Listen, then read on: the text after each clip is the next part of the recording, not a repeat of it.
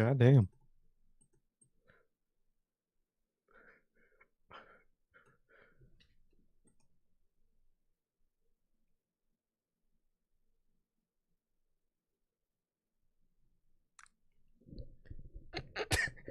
Hello? You say goddamn. You did. You there? I didn't hear you say it. I thought, I thought you were like building it up, bro. No, I said it. You didn't say nothing afterwards. God damn it. You botched the fucking opening. All right, we'll say it again. I don't think the viewers here heard you. Goddamn. There it is. There it is. I was okay. Now that we're officially on track, I thought he was building it up or something. He was looking around, and I thought he was gonna, eventually get to the point. But I guess I already missed it. So, anyways, what is going on, everybody? Welcome back to another edition of NHP, and welcome back to episode 258, where SmackDown, for the second week, we got one more week of this. For the second week, SmackDown is counter programming us, and On our numbers. they are, and they are still coming on at 7 o'clock here. So I'm hearing a lot of people using the VPN to check out these SmackDowns, but unfortunately, we are not. At least I don't have a VPN, so we're still rocking and rolling at our news start time here today, 3 p.m. Central for the news, as we have, quite honestly, a slower week of news. A slower week of news here on this week for episode 258. And how's everybody doing today, man? How is everybody doing today? If this is your first time watching, guys, do not know how the show works. Every Monday, we are on here after Monday Night Raw with NHP Unscripted. Every Friday, we are on here at 3 p.m. Central with the news. And if you guys did miss this past Monday's edition of Unscripted, that is John Cena's Reason. We talked about all things regarding the John Cena promo following his heel turn, the first John Cena promo as a heel, and we'll talk a little bit more about that here today. But yeah, we talked about all that good stuff, man. We talked about Dynamite, and we have a quite the interesting episode of Dynamite to talk about on Monday. Very, very interesting episode of Dynamite to talk about. But yeah. So, if you guys did miss that, that is available for you guys on all platforms. That is Spotify, Apple Podcasts, and if you want to see it first, join us right here live every Monday after Monday Night Raw with Unscripted. So, before we get too into everything, just a heads up for you guys. Be playing this for a minute. Here's your start time for next week's Monday Night Raw. 4 p.m. Eastern, 3 p.m. Central, 1 p.m. Pacific for us U.S. watchers that have the luxury of watching Raw live, and unfortunately they just had to go and sign a deal with USA for SmackDown to keep us in 7 o'clock purgatory for SmackDown for the next 5 fucking years. And then for Unscripted, Raw should end somewhere around 5:30, so we should be on somewhere around 6 o'clock. So stay tuned for that. Could be earlier. It's probably going to be a little bit earlier than that, being that Raw ends usually at the 2.5 mark. So there's your time for that. Also, like we told you guys on Monday, 3 o'clock is the new start time for the show. So it's not just a this week thing. Every single week, 3 o'clock is going to be the standard start time. And obviously, if there is any other different start times, we will be informing you guys as we go along. But 3 o'clock is, and those will be just one-offs. So we will let you guys know if there is any of those. But 3 o'clock is the standard. 3 o'clock is the new 4 o'clock, man. So, yeah. Definitely. But also, if this is your first time watching, guys, have not got a chance to get your hands on some of the official NHP merchandise, you guys can now find this live on the merch shop. That is bonfire.com. Link is at the top description of this very video, where you can find this beautiful piece of NHP merchandise on the merch shop as we speak, man. So, with all of that, if this is your first time watching, you guys do not know who we are here at NHP. I am Johnny, one half of the host of this very show, and as for the other half, we got my man, the myth, the legend, the lover boy. We got Sir K, man. How are you doing, bro? What are you smiling about today, man? Tell us. I'm doing good, man. Doing good. Just been chilling, man. I had a dentist appointment early this morning, so Wow. if the left side of my mouth is still a little down, still a little numb, but overall, It's I'm drooling. doing good, man. Yeah, I fucking was earlier. I That's the bet. worst part about the dentist appointments, man. I don't think it's because of Okay. the dentist. Yeah, that's my least favorite part about the dentist appointments, besides this guy and his jokes. But other than that, dude, I'm doing good. I'm doing good. Just been chilling out, man. Waiting for WrestleMania, waiting for or the AEW Dynasty. I guess you could throw that one in there too, maybe. But overall, dude, I'm doing good. And I've just been chilling, man. Like Durante, always ask, how's life? How's the family? Life's good. Family's good. How is everybody doing in the live chat? How's everyone doing watching the replay? Because you're probably watching SmackDown.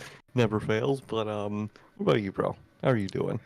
I am doing good, man. I'm doing good. You know, you just said Dynasty. Obviously, we just finished up the graphics for those, and it just dawned on me that it's 2 weeks away. Incredible. It is, and they haven't built the swerve match at all. No, So they have not. All they have done is more mocks and cope and bloodline rules. So, literally. um, yes, I'm doing good, bro. I am doing good. Just doing good, man. Trying to do my thing. Trying to just um, yeah, just trying to keep everything together. Keep pick up all the pieces, I guess, from last year and stuff. So, just doing my thing. Trying to get my stride back in the gym. So that can be Hey, quite challenging at times, but it's something that I'm obviously willing to do. As the risk is worth the reward, at least for me. But yeah, oh yeah, man. So. Man, other than that, man, I'm doing good. Just chilling, bro. Just chilling, to be honest. And good. yeah, that's about it, bro. But other than that, man, as Duranto always asks, my man, I'm good. How are you? What about you? And everybody else in chat, man. Hunter's the only one here, like Sir K said, because you guys are probably watching SmackDown. So, for any of USA. you replay Mafia people, thank you guys so very much for joining us. As what is going on, Hunter? How are you doing, bro? Man, so I guess to start us off here today, we can talk about some of the premium live event news that Most is definitely. going on here in the WWE today. As you can see by the look of the thumbnail, we have two pay-per-views that are coming to California later this year, man, and they actually come at very interesting times. The first one I'm going to talk about is the, I guess, closest one to us. So, according to WrestleVotes on the Backstage Pass, it has been confirmed that the location of this year's Money in the Bank has been decided on and agreed that it will take place at the Intuit Dome in Los Angeles, California.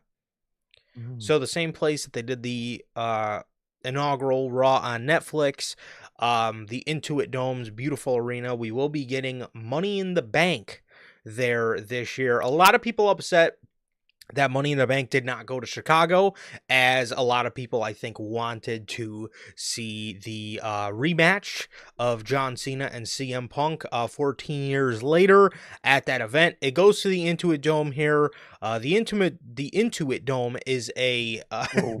the that's where you're hanging out. But the Intuit Dome is a it's a beautiful arena, not the Intimate Dome. I think that's Sir K's home stadium, but the Intuit Dome is a beautiful arena, man. But how do you feel about Money in the Bank going to um Los Angeles, going to the Intuit Dome instead of Chicago?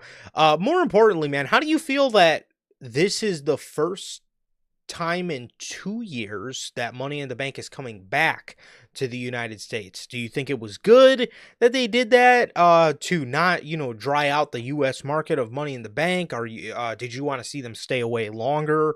How you feeling, bro? I definitely wanted them to stay away in the summer in general longer with these pay-per-views, man. I mean, I'll get into it. LA is a good city. If you're coming to America, LA is one of the good cities to go to, so that's a good one, man. But damn, it's just disappointing. Just that summer of the European shows. It was summer, so you had daylight outside your window the whole pay-per-view, no matter what time it was on, what time it ended. It was something just really nice about that. And I really think the European shows really fit with the American summer. And I think that was just a perfect like combo that they could have found. And we talked about it. We think they're gonna try it with like fall and whatnot. And I don't think it's going to have the same results that the summer did, man. I think that's very disappointing. Um, so it's just a little disappointing, man. I do love the European shows, especially during the summer, and I think the summer is the best time to have those shows. Um, so it's a little disappointing, but overall, they are going to LA, Los Angeles, which, America doesn't have many good, wrestling crowds, but you got Chicago, you got LA. And you got a couple, man. And I'm glad they went to LA. LA is a good crowd at the end of the day. Now, European crowd, obviously, and that's a little disappointing, man. But I like LA nonetheless, and I like the location. It's just, I really think they're gonna realize how much, the summer and the European shows went hand in hand and lifted each other up for WWE, man. But overall, I do like it, and I'm excited. I do wish they would have went to Chicago. That would have been just poetry, man. But I don't know. I have no idea. Well, that's the thing. They would have went in Chicago because I thought, overall, Cena was gonna have, before, Chamber, I thought Cena was just gonna have a nice baby face run of saying, tipping his hat to all the people he faced before and all that shit. Now, with the heel turns, very different. And if you're asking me, I think CM Punk isn't just a middle of the road feud. He could be to start it, but at the end of the day, in my opinion, CM Punk is gonna end the reign of heel John Cena. So, and I don't think it ends at the summer right after the WrestleMania heel turn, man, or, this season's heel turn. So it makes sense and it's a little disappointing at the same time. But overall, if they're picking an American city, I'm okay with LA, man. But what about you? Do you miss it being in, Europe this year? Do you want them to go back to that? And what do you think about LA and not Chicago and all of that? Um, to be honest, man, like I said, a lot of people were upset that it wasn't in Chicago. Money in the Bank in Chicago honestly never even crossed my mind. Probably because I did want them to go international.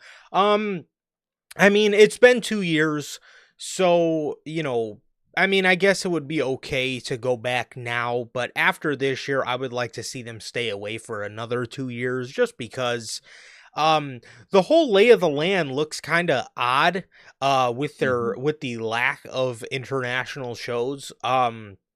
If you look at Backlash is notorious, at least it has been in the Triple H regime, for being a international show. Money in the Bank is also a show that's not been held in North America. Um, so you look at all those different kind of things, and now they're going back, and it does make you think: is that the way that he's going to do it? Is he going to deprive the U.S. of a Backlash or a Money in the Bank for 2 years, and then come back every 2 years? Because I mean, it is a good system. But like you said, man, I personally would have liked to see them stayed away, because the summer shows mixed with the early start time, international shows, all those things went hand in hand. That was one of the most enjoyable things about summers, for WWE, at least for me, man, was just coming on here after after the show at 5-6 o'clock. I like that. Mhm. I liked it a lot. And obviously, we are not we will not be getting that this year, but if you are going to go to somewhere in the US, obviously you can look at a Chicago, New York, Los Angeles, Miami, Orlando, somewhere like that. St. Louis can even sometimes be a pretty decent Yeah. crowd. There's a couple other sleeper ones in there. Dallas is another great crowd. Being that those poor fans probably have nothing else to fucking cheer for at this point. But they, I think it's you that don't have nothing to cheer for. what's up? I think it's you that don't have nothing to cheer for, man. You're It devastated by it this. it is. I'm definitely, yeah, I definitely am. But that I'm sure that fan base is looking for something to cheer for as well, man. But there's a couple good spots you can go, and I'm glad they chose a good one. And the Intuit Dome, where the Clippers play, is very. It's a very good arena. I love the look of the Raw on Netflix. I love how steep it is. It makes for Mhm. a really good visual, and obviously all the lights, all those little lights. I don't know if you guys remember the first Raw on Netflix, but those, Realistic. yeah, those small little ball lights that they have all throughout the crowd, make for a fantastic visual. And obviously, we are getting our share of international shows, but it just does come as a little bit of a shock to me, man, that um these summer shows are getting put in the US. And so I originally thought to myself, okay, well, I'm sure all the fall shows will be international. Well, that leads me to our next story. And according to Fightful Select, San Diego, California is heavily being considered as the host city for this year's WWE Survivor Series event. At least two sources noted that the city has been listed internally for quite some time. Mm. Okay, now I'll ask you again. Does this come as a shock to you, being that, again, at least my understanding of this ever since we heard about, Money in the Bank was, and Backlash was, okay, well, maybe they're moving the international, instead of an international summer, they're going to do an international fall. Obviously, we'll go through SummerSlam, and then once we get to Clash in Paris, if they do Bad Blood again, or whatever the October pay-per-view is going to be, and the November pay-per-view in uh, Survivor Series. And also, too, WWE and Triple H did confirm that Perth is getting a show. Also can't forget Crown Jewel is going to be somewhere in there, but Perth is getting a show, you know, in the fall too. So that's got to be September, October, November. So maybe Perth gets the October show. But does this come as a shock to you that you know not even the fall is going to be complete of international shows? It does and it doesn't. A part of me isn't shocked. It is one of the big four, and I think I remember us reading that they don't really want to do any of the big four, internationally Hmm. for now, man. So even though they're doing Saudi and Royal Rumble next year, but Yeah. we'll, we'll digress with that one, man. So it comes as a shock and it doesn't. And the more I think about them not doing a lot of international shows this year, it makes me think about next year with the 3 Saudi shows they're doing, and the probably at least like 1 or 2 generally international shows next year. I really see like they're American it up this year because next year they're not going to be here a whole lot with their pay-per-views. So I Hmm. feel like it's a compensation of sorts of a trade-off from all the stuff next year, even though 3 Saudi shows is completely unnecessary. But that's what they're doing, and I could see it as a compensation of, well, we're not going to be here a whole lot next year, so let's just give them as much as we can this year because we won't do it next year. That's the only logic I could find behind this, man. Other than that, it confused me. It confuses me in general, but that's really the only conclusion I ended up coming to with all this is, next year they got a lot going on internationally. So maybe this year they're compensating with, all these American shows. So part of it's disappointing, part of it's not, dude. I do like San Diego. Again, California, it'll be good crowds in California, so it's a good American crowd, but man, again, like I said back with talking about Money in the Bank, it's still not a European crowd. It's a good American crowd, not a European crowd at the end of the day. So it's a little disappointing, but it's not. The more I think about it, the less shocking it is. And at this point, I think it's going to be a pretty American year this year with the pay-per-views, because next year I think it's really going to be not an American year for the pay-per-views, man. But what about you? What do you think about this?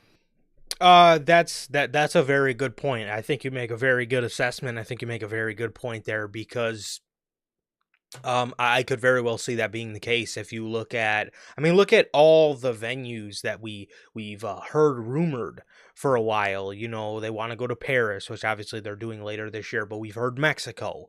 You know, they're going to go to Mexico, and then obviously there's the Saudi, there's the Saudi Rumble next year. So, um, it makes you even think, you know, is Crown Jewel, is that slot gonna be for the Perth, Australia show? Because, you know, is Saudi still getting Crown Jewel? I would think. I don't think they've I done don't a think pay-per-view yet this as year. they're called. Um Well, so it's hmm, it's very interesting. It's very interesting to see, but you know, if you are going to go, and same thing with, you know, Los Angeles and you know, doing the Intuit Dome, if you are another, you know, if you are going to come to America, another hot city, and this was proved to us on the January 13th or 14th edition of Monday Night Raw when Penta debuted, it was in San Diego, and the crowd was fucking hot. The crowd was hot hmm that night, man, and they were a great crowd. I remember that. I remember that down to the date. So that's how you know it was a pretty memorable crowd, man. So get the Lucha Bros on opposing teams in war games, bro. I don't know how. Make that shit happen. Crowd will go crazy. I very could be the case. It could be the case. If Triple H wanted to do something batshit crazy, he would definitely put a bunch of luchadors in a Oh, war games cage. So don't maybe he no, could put don't the Tony Khan it. hologram. Yeah, Yeah, don't he Tony Khan it. Don't he just could put a bunch of masks in the ring. He could put Eh, Volarios Jr. from CMLL. I think that was the guy that's Unk status. The one dude that doesn't wear a mask. He's always oh on the yeah, team. that old ass dude. Yeah, I think his name is Volarios Jr. or something. And maybe they I could don't put know. him in there, man. Maybe Maybe, they'll put Drolistico in there. Maybe maybe, Hologram will be in the War Games this year, man. maybe they So get maybe they get Beast Mordos. I think, I think they count him as like a luchador he is a technically luchador. because he's Well, a mask. he's a boar. He is a Minotaur board thing, whatever he is. Dude, I don't know. It's a Tony Khan gimmick. It's what he plays his toys. He has Yeah, his Minotaur, his future. He literally has his Woody and fucking Buzz Lightyear, the futuristic toy and the fucking classic old school toy. That's what he's got. makes sense. Makes Very Tony sense. Khan. He's got to have all the toys in the toy box, man. So he never he's never missed out on a series, bro. So um uh yeah, but you know, I can I you know, obviously, you know, it is it is I guess, you know, again, a little underwhelming being that we've been so spoiled with all these international shows, and thinking they were going to do an international fall instead, I thought would have been a really cool idea. But again, there is still a lot of love to go out, you know what I mean? We still don't have a spot for King of the Ring this year. There's which I'm assuming is going to be the June pay-per-view. I don't, yeah, obviously, okay, well, they have the May pay-per-view. They don't have a June pay-per-view. July is obviously Money in the Bank. August is SummerSlam. September would be Paris, and then but we still have that October. We still have that Mhm. October show, whatever it's going to be. If they're going to do Bad Blood again or whatever the case is going to be, I would like for them to switch it up. I mean, not that I would mind if they did Bad Blood because I like that name and everything, but I'm sure whatever they do is going to be fine. But again, San Diego is a good choice though for Survivor Mhm. Series. It's going to be a hot crowd, and I think WWE likes going there, being that we just seen a very successful crowd, and a very receptive crowd at that Monday Night Raw 2 months ago. So I think it'll be a good. I think both of these are good, man. It's just especially for Money in the Bank, shocking that they stayed in the United States. But like Sir K said, I could very well see that being the cause and effect of them not wanting to do a lot of US shows next year, or at least this is going to be the US's, I guess, consolation prize for shows like Royal Rumble and all those type of shows Mhm. not being here next year. So yeah, but Most definitely. two good crowds nonetheless, I will say. I'm Yeah, very interested to see what show Perth lands. I'm very interested to see what they're gonna do because you mentioned it probably will be the October show then, so I'm very curious to see, what like theme and identity they give it. Definitely. Definitely, man. So, speaking of international shows, we will be getting some more as WWE has officially announced the next European tour, which is set to take place in August, as Mm. they released this image here for you guys. As you see, WWE Road to Clash in Paris, as they listed 8 dates for the span of about a week, maybe yeah, literally about yeah, quite literally a week. But in here there are 3 dates that caught the attention of myself and probably a lot of other people out there, as I highlighted them in green. So obviously you can see they're in the green squares for you guys. But we have Friday, August 22nd in Dublin, Ireland, in the 3 Arena. We have another SmackDown um, on Friday, August 29th in Lyon, France, from the Mm. LDLC Arena. And then we do have one Monday Night Raw date in here on Monday, August 25th, from Birmingham, England, in the BP Pulse Live. So these are your 3 TV dates, as obviously the other 5 are house shows, live events, whatever. But we are getting some more international Raws and SmackDowns on the way to Clash in Paris. And I honestly think this is going to be the normal for WWE, as they do whenever there's an international show. I could very well see them wanting to place a Raw or a SmackDown somewhere around. They've kind of already done it with SmackDown. Obviously we've seen like the Berlin Mhm. SmackDown last year, but I could very well see them wanting to throw a Raw in there, as well as a couple other live events obviously. But I could very well see this being something that is going to be normal. I'm sure it's easier for travel and it's easier for everybody to just stay put. So Most definitely, man. Most definitely. I'm excited. I love the European shows, love the European time slot. Whole deal, man. So I'm excited. We got some Raws and SmackDowns. Hopefully, USA puts those SmackDowns live. I doubt it. But we do got that Raw. Love that live Raw. So that's gonna be a good one. That's gonna be probably what's Birmingham. So probably what like a 5 o'clock start time for the show for our show. Um, Always excited, man. Always exciting, and I like that. Makes sense. Before a show or just in general, they do the 2-3 week European tour, and it's nice, man. I really like that they do this, and I'm very glad it's continuing.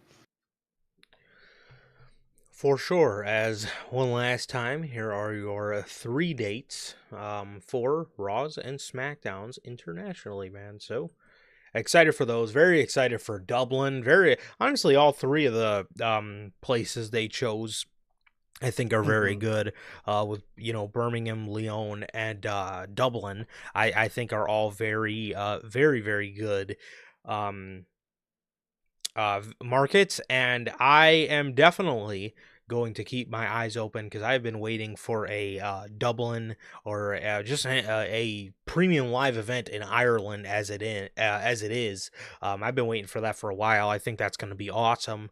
And maybe then Sheamus can finally get his hands on the Intercontinental Championship. So yeah. I was gonna say either that or that's what. Oh wait, no, that's a different brand. It's on SmackDown. Never mind. I was gonna say that's when we finally get the fucking Becky and Lyra match, but that's a Friday show, man. So, thank fuck. Hopefully we get it beforehand. Hopefully, don't think we're getting it at WrestleMania at this point. Oh Being God, that no. Lyra is trotting around backstage, try asking Bailey if she wants to fight her, and then well, I think she's I got didn't know Lyra's. some. I think she's got some number one contender match. Two people got a number one contender match to face her soon. So I don't know if Tony Khan's are in the WWE mid card division of people just wanting to fight. I don't know, man. well, so speaking of more international shows, Raw. The Monday Night Raw that is in the rearview mirror as of now. The Monday Night Raw from Belgium, from Brussels, Belgium. Hmm. We got some more insight on how the reception was to the Raw over there from Fightful. They go on to say that one source said in this week's one source said that this week's Raw in Brussels, Belgium, was the hottest TV environment they have ever experienced, and said it was a good sign for TV tapings to take place there in the future.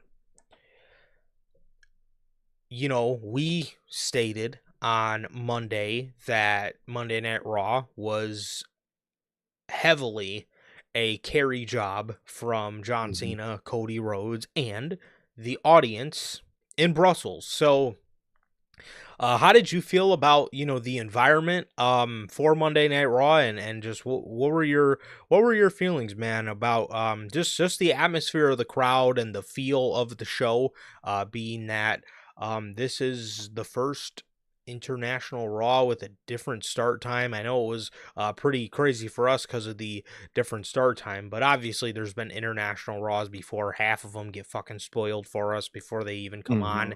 But how did you feel about Brussels, and would you like to see them go back there?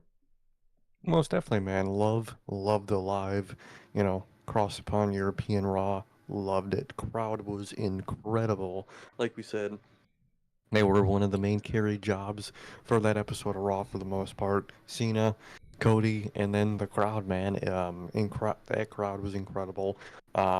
Anything that needed, any moment that anyone had in the ring, that they tried anything with the crowd, it worked. Whether it was cheering, booing, doing a chant, doing this, doing that, loud as hell, just interacting with every part of the show, man.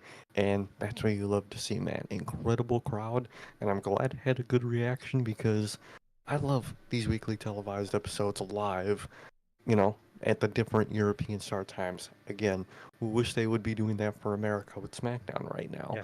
but they're not, man. But I love it, and I'm glad this got a good reaction. To hopefully they can make some type of deal with USA to be live or do it on that for something, dude. Either way, loved it. Loved that it was a good reaction, and very, very, very happy that it had a good reaction, man. But what about you? Yeah, I thought it was I thought it was great, man. I thought it was great. I love the environment. I thought the crowd played up to everything fantastic. Like you said, they were very receptive, whether it was cheering, whether it was booing, and obviously, I would love to see them go back there. Crowds like that, man, make me wish that sometimes WWE was an international based company, because they come back to It the times. US, you don't get half that fucking reaction. You don't Oh even get a no. fucking quarter of that reaction. You get Um, Lyra coming out and everyone's fucking sitting on their hands and shit. It's yep, like, dude, pop. yeah, What the fuck?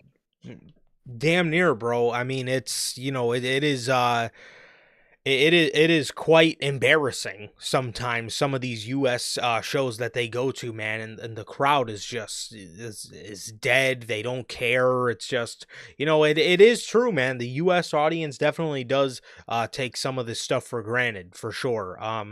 Oh yeah. And obviously it goes to show, and sometimes, sometimes they can be very ungrateful, man. And obviously you see a crowd like this, who I don't think they've ever had a televised event, and obviously they are, there as if their life depends on it, man. So it's great to see. It's great to see, man. And uh yeah, just very, very, very happy that just very happy that WWE started doing this, man, because this is obviously something Vince McMahon would have never in a million years have done. And it's so enjoyable, man, and it just makes everything that much better. What I do have a problem with in this situation is WWE, man.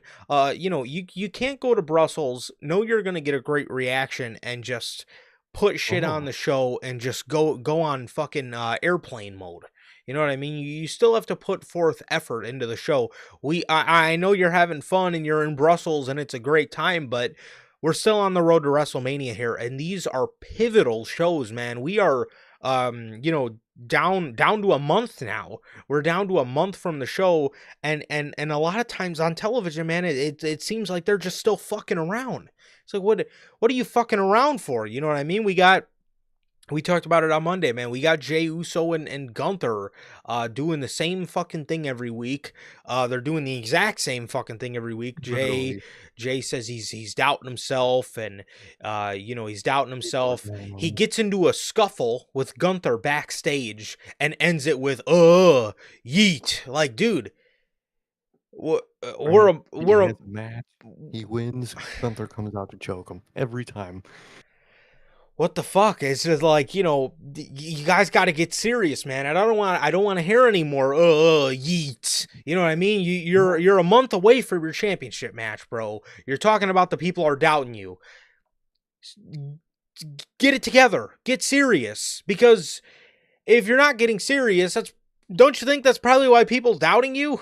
I mean, maybe, I don't Like, know. Maybe people are doubting you because you're a month away from a world title match and you're coming out, in getting in serious scuffles, saying yeet, and you're, still cutting the promos, or pausing every 2 seconds so the crowd say yeet. It's like, dude, you got to get serious at some point, bro. Um, oh, that's something that always annoys me, dude. Like, I get the crowd loves you, but like, talk, please, for the love of God. Jay's a great promo too. Jay's He that's the is. that's the worst He's fucking part. incredible. He's an incredible promo, and he's just relying on something he doesn't need to rely on. Yes, it gives me PTSD to when Adam Cole was just ever so reliant on Boom, and he was so reliant on Adam Cole baby, and he would say it.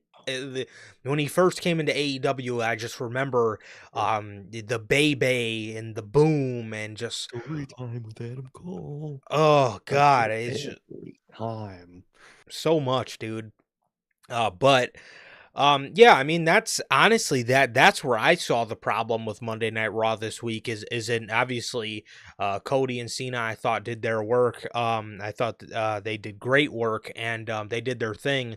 And obviously the crowd loved it. I know a lot of people, didn't like it. They wanted more. They wanted this. They wanted that. But dude, you can't get everything in 1 week. I don't know what to say. I mean, obviously we're going to talk about the Cena thing in a minute, but yeah, I mean, I thought every aspect of the crowd and the environment was great. I would love to see them go back there. My problem is WWE, kind of just seeming like they're phoning it in, man. So Yeah, I didn't like that at all. But yeah. uncreative and fucking cruise control in the build up to WrestleMania. Like, bro, I get it. You got a good car. Cruise control is reliable. You're at good crowds, but dude, take a hold of the fucking wheel. You're leading to the left. Yeah, it's kind of man,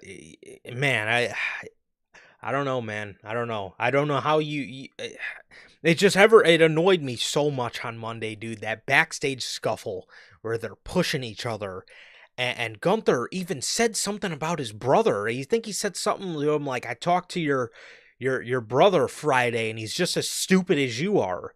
And Jay says, "I'm gonna get Bro, you at WrestleMania." Yeet.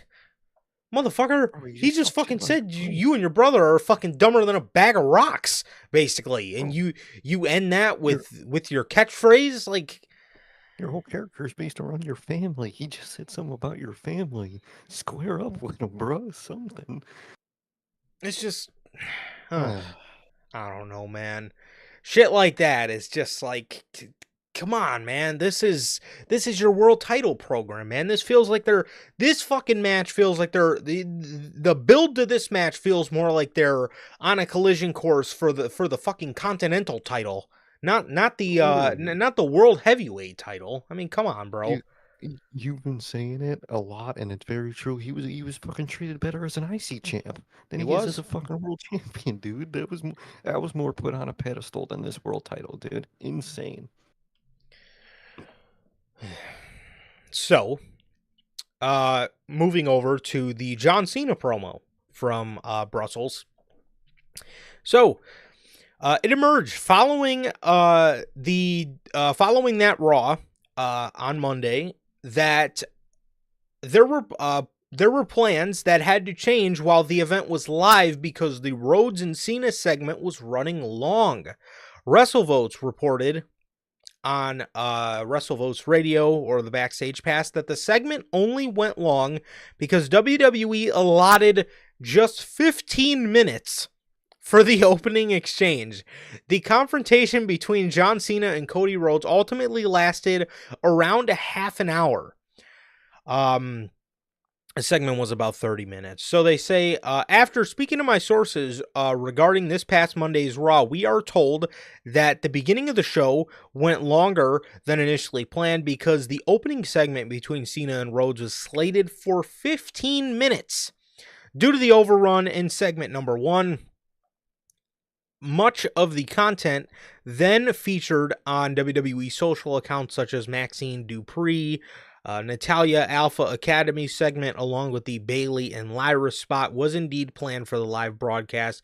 In addition, the now slightly controversial matchup between Jey Uso and Austin Theory was planned for 8 minutes of in-ring action post Jay's commercial break entrance, which was of course ended much shorter.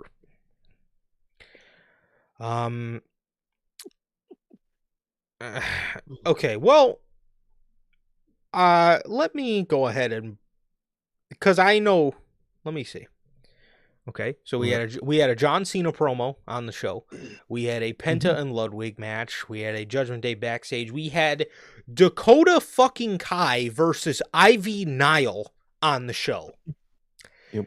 Don't give me this bullshit that you couldn't have fit the Intercontinental Champion, the Women's Intercontinental Champion, and you could not fit more time for Jey Uso and Austin Theory, and you had Dakota Kai and Ivy Nile on the show. What else did we have on the show? We had a contract signing. We had the Gunther match. We had the LWO versus American Made. Why? What did that do for any people ever? Dog. If you wanted to cut time and you still wanted to get the time for the Chad Gable Lucha story in there, why didn't you just have Grande Americano come in and attack LWO with the Creed brothers during their entrance? Or if you still wanted to do the Ivy or Dakota match, guess what? Ivy is a part of American Made, and you actually had the LWO get involved in that match. Yeah. Why you didn't have Grande Americano come out and just attack the LWO that were attacking the Creed brothers in that segment to cut time from that? You had Seth Rollins go out there, say a whole lot of nothing, and pretty much just say, I'll see y'all on Friday. Like, And you mean to tell me that it's John Cena and Cody Rhodes' fault? And go ahead. dude, what they had multiple producers, Triple H and all, get in a meeting and say, okay, John Cena turned heel. This is the continuation of it, man. One of our, if not our biggest moment ever. How much time do we give it? 15 minutes? All right, bet. Pencil that in. 15 minutes, you pencil in John heel for the first time talking heel ever, John Cena for 15 minutes. Dog, what are you doing? What was that thought process? There's no fucking way you gave The Rock 45 minutes every week last year on SmackDown, building into WrestleMania. On a 2-hour show, he was on the 2-hour show, taking up 45 minutes. Nobody else had time to do shit. And you slot in John Cena and Cody Rhodes, heel John Cena for the first time. We've seen him since the Chamber for 15 minutes. And lastly, one of my biggest points about this story is, why are you cutting time? Why do you need to cut? I thought that was the whole thing with Netflix. You don't need to cut time. The show is malleable. Fucking 3 weeks before this episode of Raw that they had to cut time for, instead of being like ending at 9:30. I remember that one ended at like 9:50. So what are you cutting time for? And see, that's the thing though, bro. They want to stay around this 2.5 hour timestamp. But this episode of Monday Night Raw went like 2:20. You had like an extra 10 minutes. The Raw in Brussels ended early. It ended like 10 minutes early. So why you couldn't have got, and I seen the Becky or the Bailey and Lyra segment, it was a whole minute and a half. You couldn't have thrown that in the live broadcast, and then what? You would have been at about 2 hours and 22 minutes. You couldn't give 4 more minutes to the Jey Uso match, be it fucking 9:30 or fucking whatever time it was, 4:30, whatever the fuck, dude. Like, you extended Monday Night Raw the week that Damian fucking Priest main evented the show against Finn Balor, but you can't extend Monday Night Raw for anything else? On a John Cena heel turn continuation episode in the European crowd? Bro, what is the thought process here? I don't fucking know, man. I don't know. Yeah,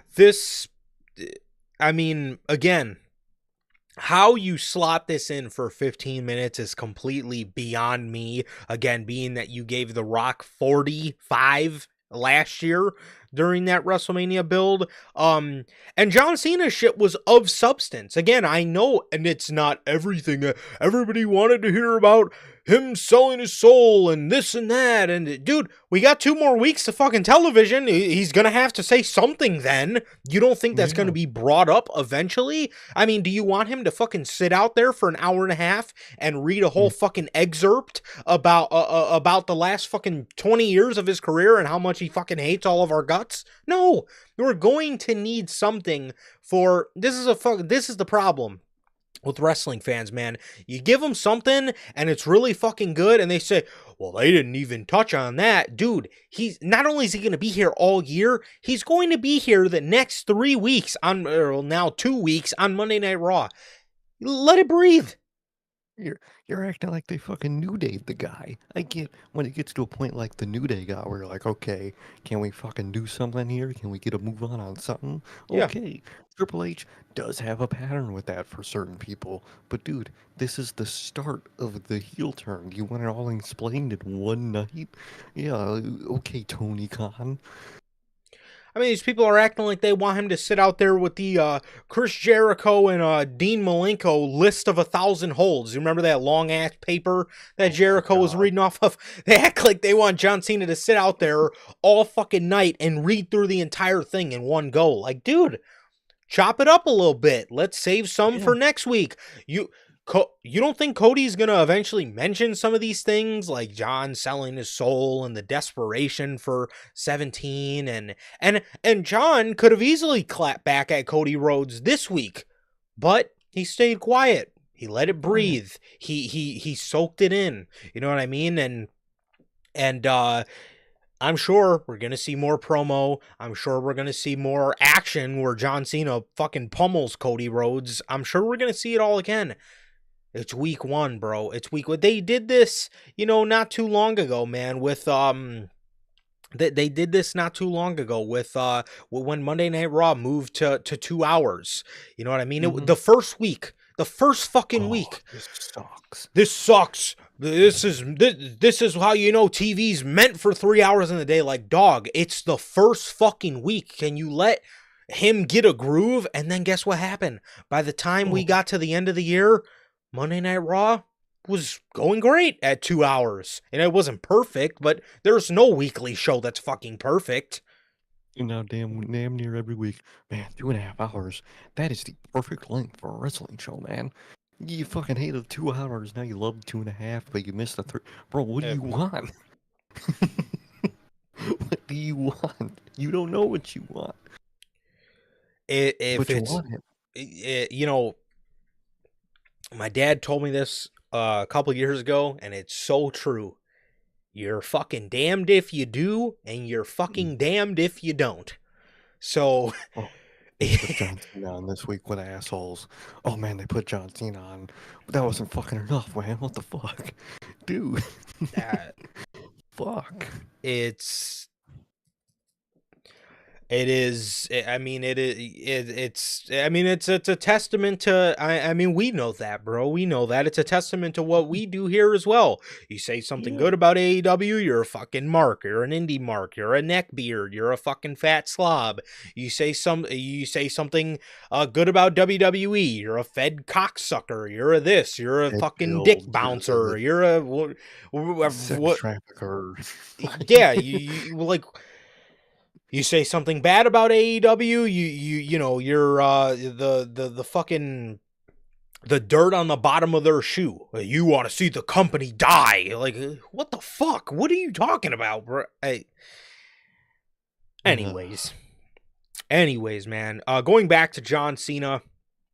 According to Fightful Select, man, obviously there were reports that there may have been heat on John Cena backstage for him going overtime, and Fightful Select provided further insight on this, stating that John Cena or WWE was ecstatic.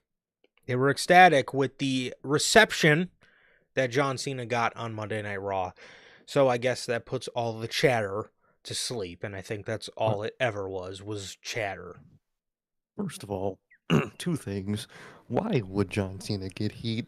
And if someone would be a little annoyed, why would you ever make it apparent? That's fucking career suicide to make that fucking, sentiment of yours apparent backstage. Oh man, Cena took too much time. Yeah, way to fucking have them hate to, me for the to, rest of my to, career. tell that to John Cena's face, please tell it to his face that you were mad that he went overtime. Please Go go. tell The Rock and Roman Reigns they took too much TV time. Please, yes, go tell Triple H go tell Triple H and Nick Khan while you're at it. I'm mad that John Cena took too much time. It'll fast track your AEW fucking run. God damn. Fuck, dude. Why would that gain traction, dude? Who would actually have the balls to do that? please go tell John Cena you're mad that his first heel promo in 20 fucking years took too much time. 15 wasn't 15 minutes long. I didn't even get to work in 15 minutes, bro. I I I I mean, this holds about as much substance as a couple years ago when people tried to cancel John Cena. John Cena is uncancelable. The amount of good Oh that that yeah. that that man has done for Just the world, for Make-A-Wish, for fans across the world. Give me a break. That man is about as close to uncancelable as you can possibly fucking get in my book. I do remember that now when he was speaking like fucking Taiwanese or something, and he was like Yeah, said it was a country or what. I remember that now. something I like was that. thinking it was something along those lines. I don't pay attention to that shit. I have a brain. I have a life. I have a job. I don't pay attention to that. Canceling cancel culture, unless your name is Hulk Hogan, man, that is about as dumb as you can possibly. I You hate got a that couple in whole there. thing, man. You got your Hogans and your Tessas, man, but what are you doing with Cena, bro? Like, come on. No, yeah, no. John Cena is about the most uncancelable person on this earth, man. But I mean, again, even the idea of John Cena having heat, give me a fucking break. Give Go me a tell him break. that. Yeah, go go tell Austin in 1999 that you're upset with him and he has heat. Please go tell him his segments are taking too long. He is about as grandfathered into this business as you can be, and get man, please. Ain't Slip City right there. Good God.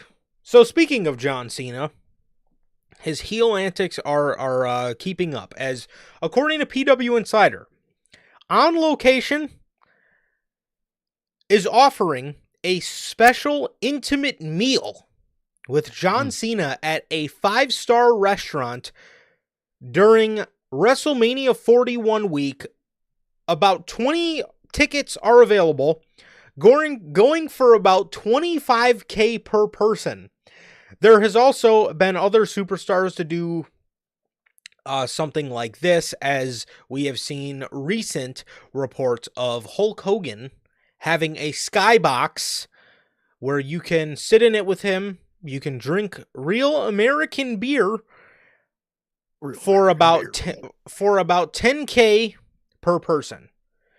Which those prices has significantly went down since he's been involved Well, in a controversy regarding one of his meet and greets, where the tickets have dropped to about $6,000.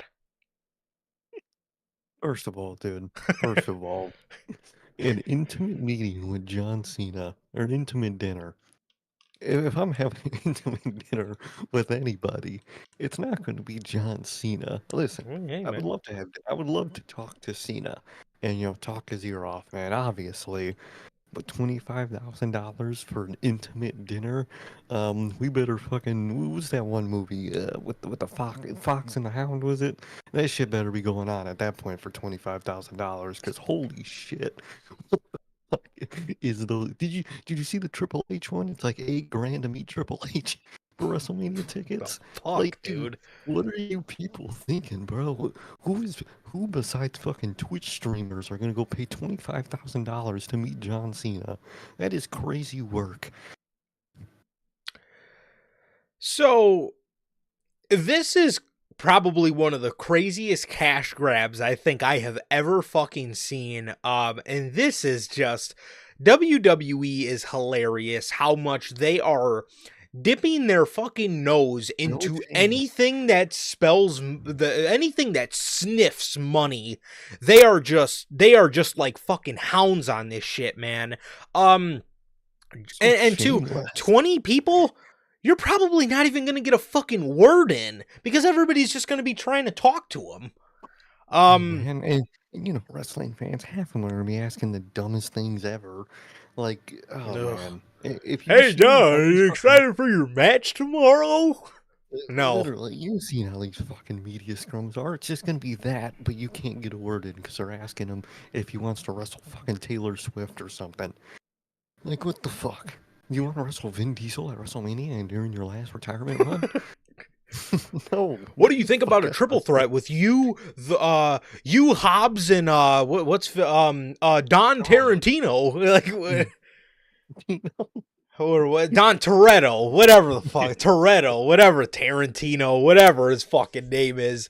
I mean, like, I don't even remember Cena's name in Fast and Furious, but you know those are the kind of questions that I they're think it going to was be being Jacob. asked. I think his name is Jacob, Jacob, that's what I his name believe. is. Nah, dude, but and if you were to ask me a question, because this is like a common one when the topic of celebrities are up, and it's a great conversation starter. If you were to sit down with any celebrity and have a meal with and just talk, and you would be able to ask them anything that you possibly could, who would it be? Uh, my top would probably be John Cena. You know what I mean? It would probably be John Cena. I'd probably give a second to Bray, and I would Hmm. probably give a third to like Punk.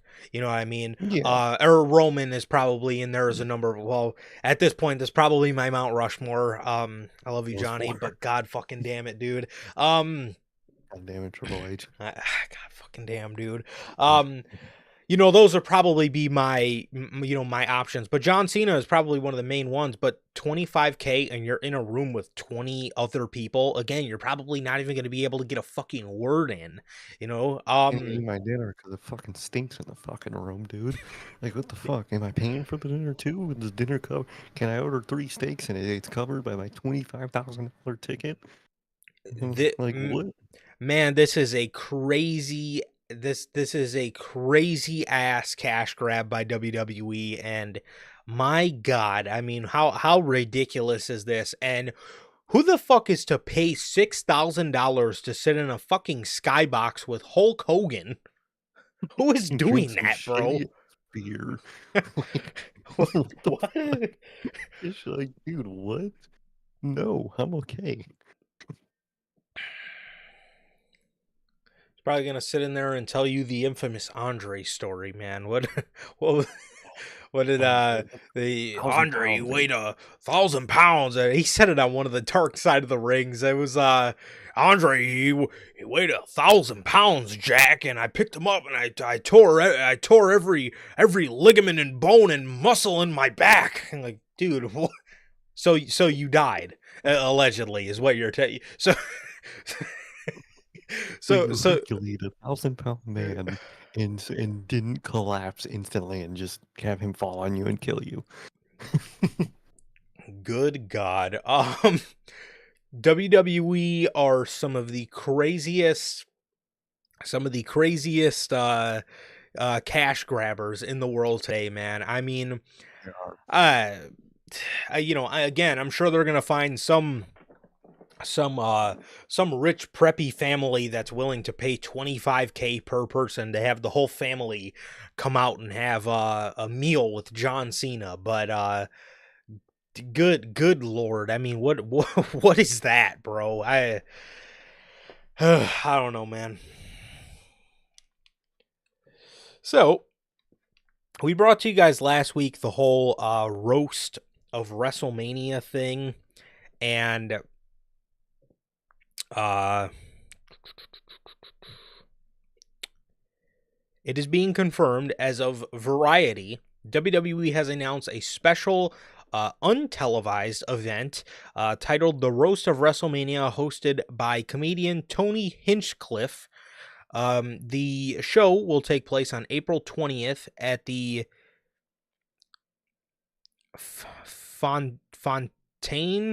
Fontaine Blue, Las Vegas, in the Blue Live Theater. Mhm. So, if you are into stand up and you are into Tony Hinchcliffe and you're into WWE, this is probably right up your alley. But this is something that WWE is going to be doing on April 20th. I'm sure we'll see clips of it or whatever, and yeah, it is what it is. I mean, I guess this is good for anybody who's a fan of any of those three things, man. So yeah. Exactly, man. Good for them. Don't know why they're really doing it, especially that it's not televised. Like, who is it really for? But it is what it is, man. So hope if you like that, you enjoy that type of thing, and you go ahead and see it. For sure. For sure. So, WWE, man. Speaking of more WrestleMania news, WWE pull Alexa Bliss from WrestleMania week plans amidst creative uncertainty. Speaking on Mhm. The Hump, Sean Ross Sapp addressed Alexa Bliss's absence and lack of storyline direction, revealing that she was originally scheduled for a tag team program, but has since been removed from WrestleMania 41 plans. He goes on to say they did have created for her, but she's been pulled from WrestleMania week stuff. I'm going to see what I can find out, but I have been asking, and I've absolutely been asking, and I believe a tag team program was scheduled for her. Sapp explained. The development comes after WWE removed Bliss from scheduled appearances at WWE World, which is taking place at the Las Vegas Convention Center from April 17th to 21st as a part of WrestleMania week, or WrestleMania weekend. Naturally, fans were disappointed by her removal, and she was expected to be a part. She was expected to be a part of the major fan experience event. Um, Adding to the intrigue, WrestleVotes previously reported WWE had big plans for Bliss at Mania 41, suggesting she could be involved with the Wyatt Six faction in some capacity.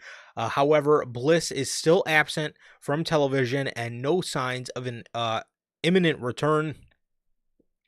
Her role at WrestleMania remains in question. The last time she was seen on WWE programming was at the Elimination Chamber, and since then she's been completely off TV. Dave Meltzer we have another episode of the Uncle Dave Chronicles this week as Meltzer. Oh, no, sorry. This is Fightful. All right, I thought this is not Oh, the oh, Uncle Dave Chronicles yet. Fightful did also provide further insight that we already knew, but Uncle Howdy has been cleared, and there have been discussions regarding the Wyatt Six returning. And it remains to be seen if Alexa Bliss will be factored into anything along with the Wyatt Six. Um, how do you feel about this, man? She got the biggest pop at the Royal Rumble, and yeah. she is not involved at WrestleMania, man. How are you feeling about this, and where do you imagine this whole thing going? Very confusing, very confusing. The only thing I could think of is, with Bo being cleared or Uncle Howdy being cleared, fucking whatever, goddamn. Um, with him being cleared, I could see them taking Alexa off temporarily to maybe make the news story, whatever they're making. I'm sure at this point it's damn near confirmed that she's going to be integrated into a part of the faction. So maybe it's to, write the story of her into, the faction and whatnot. That's really the only thing I could think of, man, because I don't think it's going to be any like backstage drama or nothing or, disagreements because I think Alexa posted some love like her, just sipping tea as a reaction image to that story. So I'm sure, obviously these people never know fully what's going on, man. So that's the only thing I could really think of, man. But what about you? What do you think about this and what do you think is going on here? This kind of sucks, man. This kind of sucks Hmm. because, again, she received the biggest pop at the Royal Rumble. Now it says she was supposed to be involved in a tag team program. What my mind immediately went towards is, Liv Morgan and Raquel have the tag Hmm. titles. There's another girl in the Wyatt Six, obviously Nikki Cross, Sister Abigail. Um, and it just seemed right to do Bliss and Cross versus Liv and Raquel. Being that I predicted a feud with the Judgment Day and the Wyatt Six before they just moved the Wyatt Six away from Monday Night Raw for no apparent reason. And it looks, that's what I thought was going to be the case, man. And honestly, she could just be. they could be saving them for a post-Mania debut at this point, or a post-Mania re-debut or return at this point, because there's no other reason, unless it's some personal stuff, as to why Alexa Bliss was pulled from this event, man. I mean, again, I don't know how you have a lack of direction, and this woman got the biggest pop at the Royal Rumble. She, in terms of surprises and stuff, she was really the only one in the Royal Rumble that, Yeah. actually she got one of the biggest pops of the night in the Royal Rumble, man. And how you have no direction for her and how you have a lack of storyline for her is kind of abysmal to me, man, especially when there's easily something staring you right in the face with the Wyatts, Nikki Cross, Alexa Bliss, and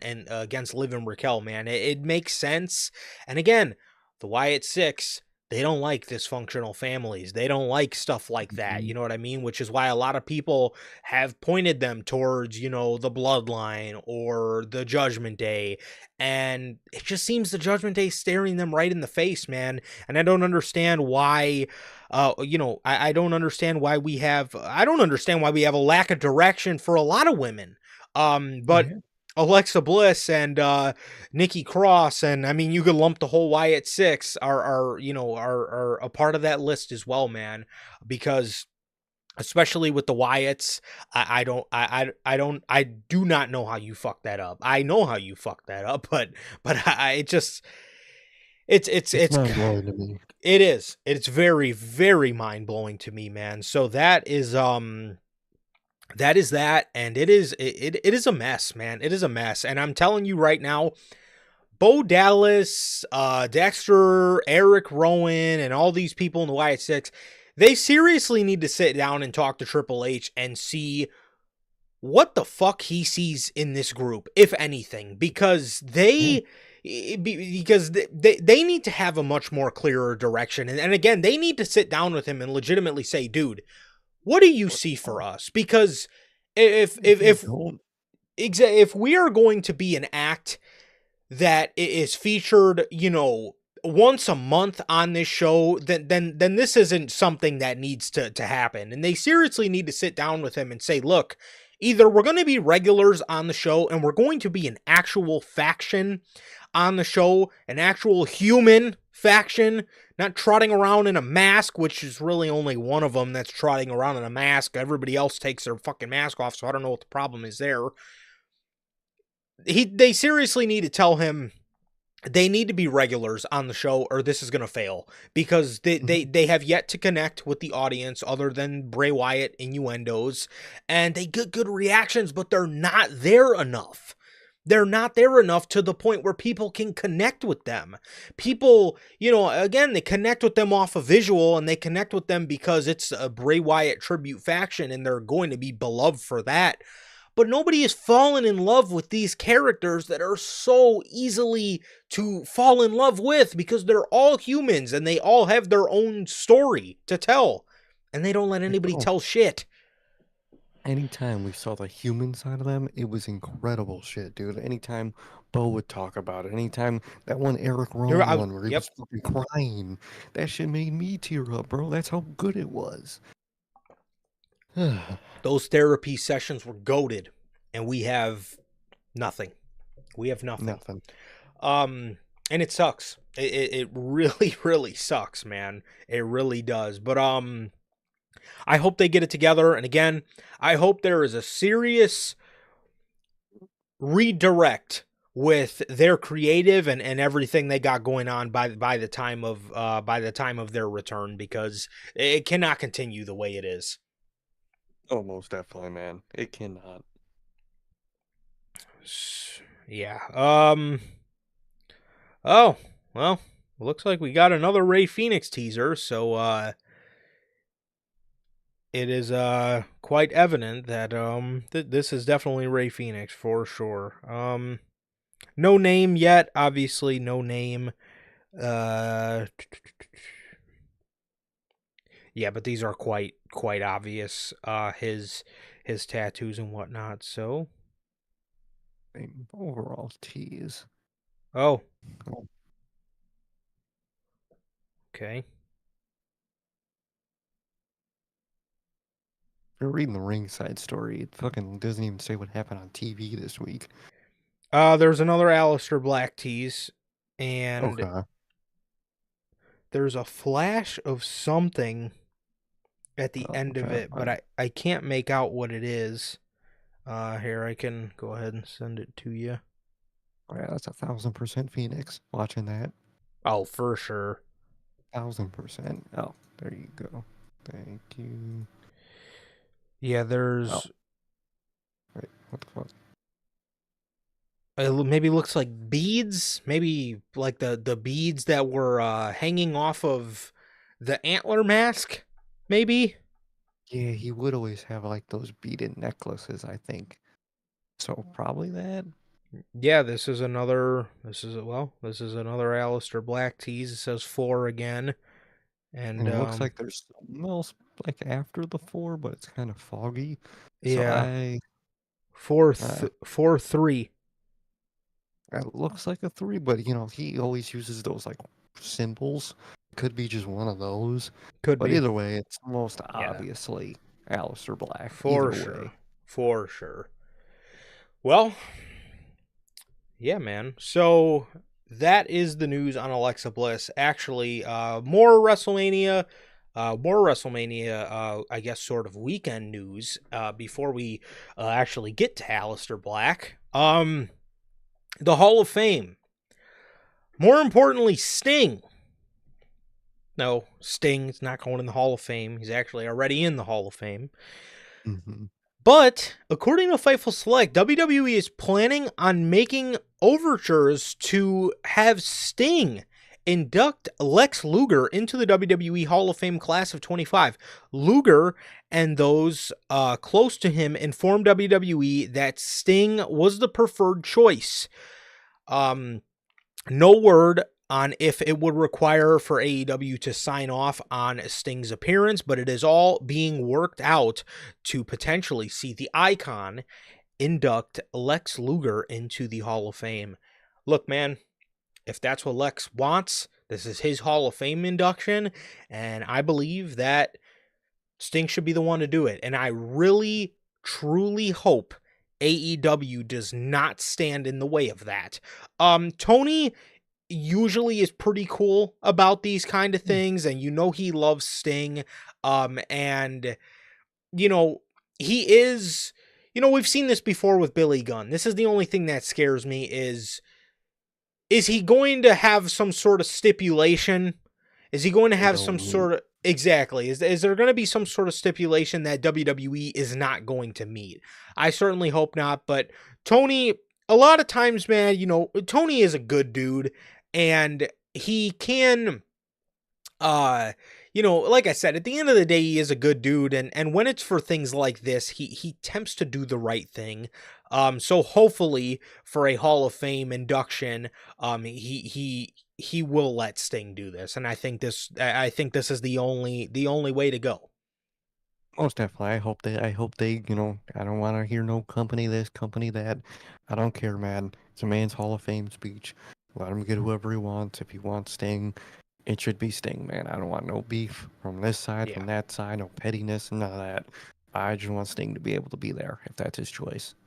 Yes, I don't want to hear about no, Sting couldn't do it because WWE wouldn't acknowledge that he was from AEW. No, this is not about No, a none of that. company thing. This is about Lex Luger, and this is about his Hall of Fame induction. Please let the man do it, bro. So Please. so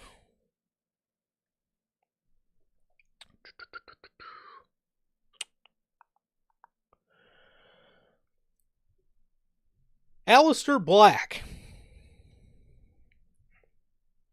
Aleister Black, man. When is Aleister Black coming back to television? So obviously, as we all know, we've been getting a lot of teases, being that one that I just watched where it's 4 and things are kind of flashing on the screen, and then there's kind of another thing that flashes on the screen at the end that you can't really see.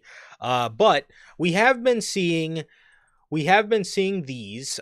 This is the one we seen last week, but it's basically just as simple as this.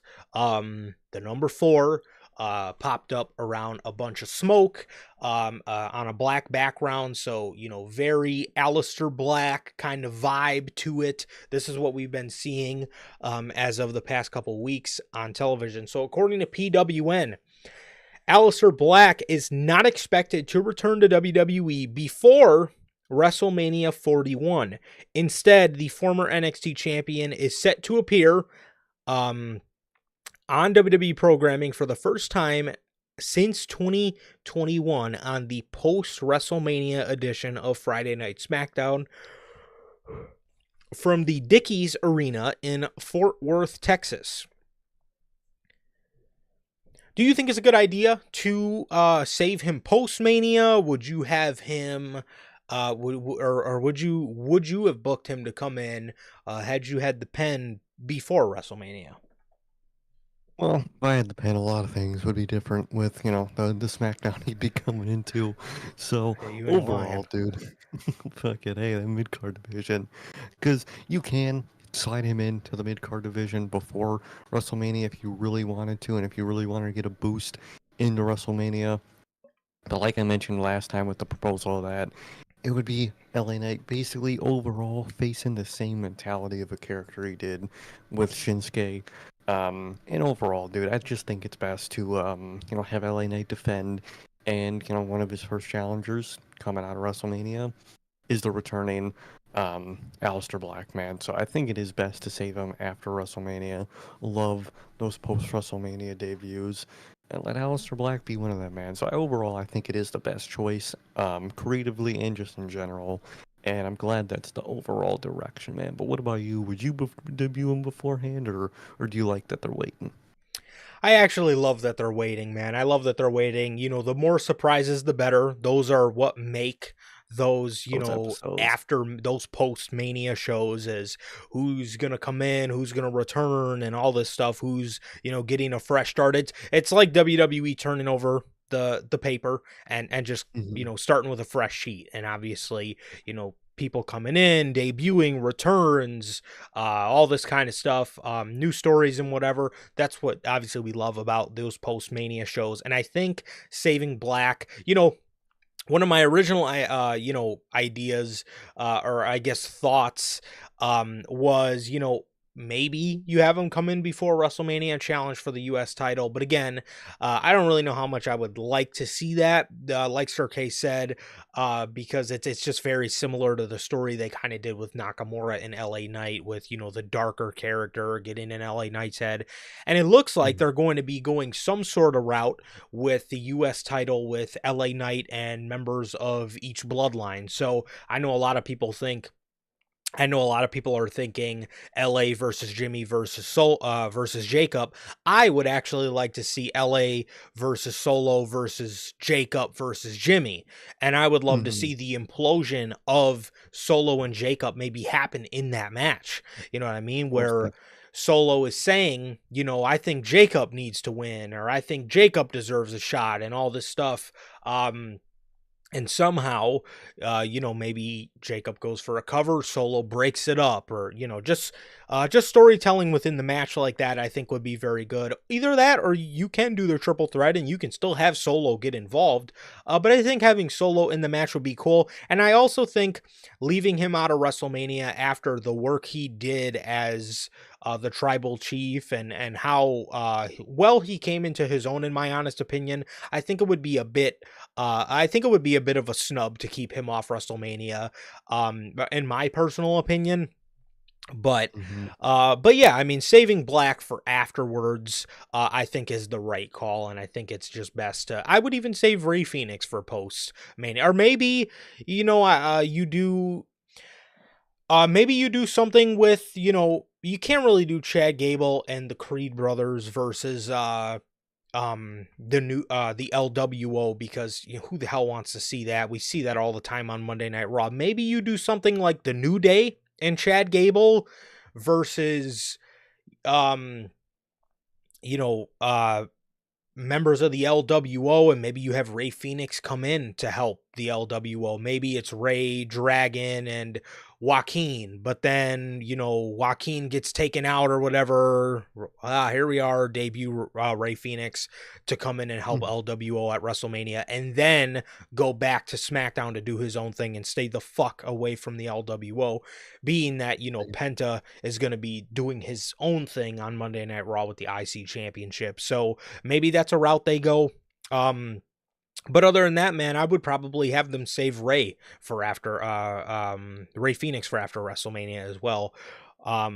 So yeah, I mean that's what I think about it, man. And overall, I think it's a good idea to save Black. I don't think there's no point in rushing him on television a month before WrestleMania. So most definitely.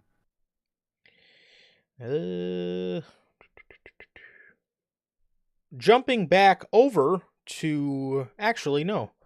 Well, speaking of rushing things, Lance Envoi. Well, we have the latest of what I like to call the Uncle Dave Chronicles, as here today. Fucking love you call Uncle Dave, dude. That shit kills me every time. Here today, dude, we have the uncle that just be telling you bullshit. Dude, we have a story from Uncle Dave, and it is according to Uncle Dave on the Wrestling Observer Radio. Lance Envoi is receiving criticism within WWE. He goes on to state, Lance Envoi is there. There has been criticism of Lance Envoi that he may not make it. I have heard nothing negative about Hikuleo. You would think that him being there for all this time and not being used is like, they must be disappointed. But I have not heard at all. Lance Envoi signed. Lance Envoi signed in the summer of 2024, and according to Dave, there are thoughts that he may not make it. So when I first heard this, I said, wait a minute. When was the last time we heard about Lance? And yeah, it was in November, where Fightful reported that Lance is sidelined with an injury that is going to take him well into 2025. So it's hard to fucking wrestle train with a little broken leg or some shit. Dave, man, this dude's running around like shit. Oh, his legs. Oh shit, my bad. What the fuck? He may not make it, says Dave. Is he dying? What is that wording, bro? He might not make it. Dave, he's fucking injured. And even by that logic, if his training wasn't going well, they have Jade Cargill on prime main roster television. They have Ridge Holland on NXT every week, dog, in main event matches. Their standard isn't that high in the ring. We all know that. That's what people jib this company about. And worst part is, I was seeing like New Japan fans react to that, and they were confused because they said, "Yeah, he was really good in the ring." He is very good. That's what I don't understand. I've seen clips of him on the Indies before, and I'm like, wait a minute. I'm like, hold up. New Japan fans were like, damn, I don't know why. He was really good back in New Japan. Dude, when I read this, I immediately said to myself, wait a minute. We just read a story a couple months ago about how he was injured and going to be injured well into 2025. So what the fuck do you mean he's not gonna make it? I mean, he's fucking hurt. Like, bro. Damn, he can't do an elbow drop for shit. Oh, his elbow shattered? Oh shit, my bad. Bro. What? Like, what the fuck, man? I say this every time with the Dave Meltzer story, dude. I need to know who's telling him this shit. I need to put a face to these fucking words. Fucking A. Melter is easily slotted himself into my favorite journalist of all time. This guy has to fucking be the GOAT, because there's no way some of these stories fucking come out, dude. There is just no way. Actually, you remember the one last week we said about like the WWE ID and how like they proved him wrong and Brett Yeah. Lauderdale called him out? Apparently he did not address that he was wrong. Apparently he just like took it off the newsletter, is what I was hearing, and just made no mention of it. And this guy has to be the GOAT, bro. Dude, why didn't he just hit the fucking Sean Sapp special, man? Oh, man, none of these are ever confirmed, and it's just our sources. It's not us telling you this. Just hit one of those, bro. Sean Sapp does it all the time. What are you doing? You just not talking about it? Oh, man. Did you just call him Sean Sack? Yeah, that's what I call him. He's Sean Sack, dude. Dude, Come on. Dave is the fucking GOAT. I'm sorry, Dave is the fucking GOAT, man. And we have another edition of the Uncle Dave Chronicles here today for you guys. I think one of my other favorite Dave ones. Do you remember this was shortly after Jay Briscoe died, and he was like, somebody asked him about Mark Briscoe, and they were like, you know, is AEW gonna soften up on Mark Briscoe? And he goes, answer is a hard no. And I swear to God, bro, an hour fucking later, we get the graphic Mark Briscoe is All Elite. Funniest man. Warner Brothers is never gonna let that happen. Fucking debuts later, like 2 hours later, dude. An hour after, bro. So Legendary. Lance Envoi is injured, and he's not gonna make it. Is he not gonna make it through his fucking injury? Is his arm gonna fall off? Is his leg gonna fall off? I mean, what do you mean he's not gonna make it? Good old Uncle Dave. The Uncle Dave Chronicles continue as he went on to further talk about the other member of the Samoan dynasty that WWE has signed in Hikuleo. And according to Uncle Dave, Hikuleo has been training in Orlando, and the reception has been positive, but the decision has simply been made not to use him in NXT at this time. Why do you think they're not using him? Do you think they're going to put him in NXT, or do you think they're going to immediately call him up when Solo is inevitably axed from the pairing of Fatu and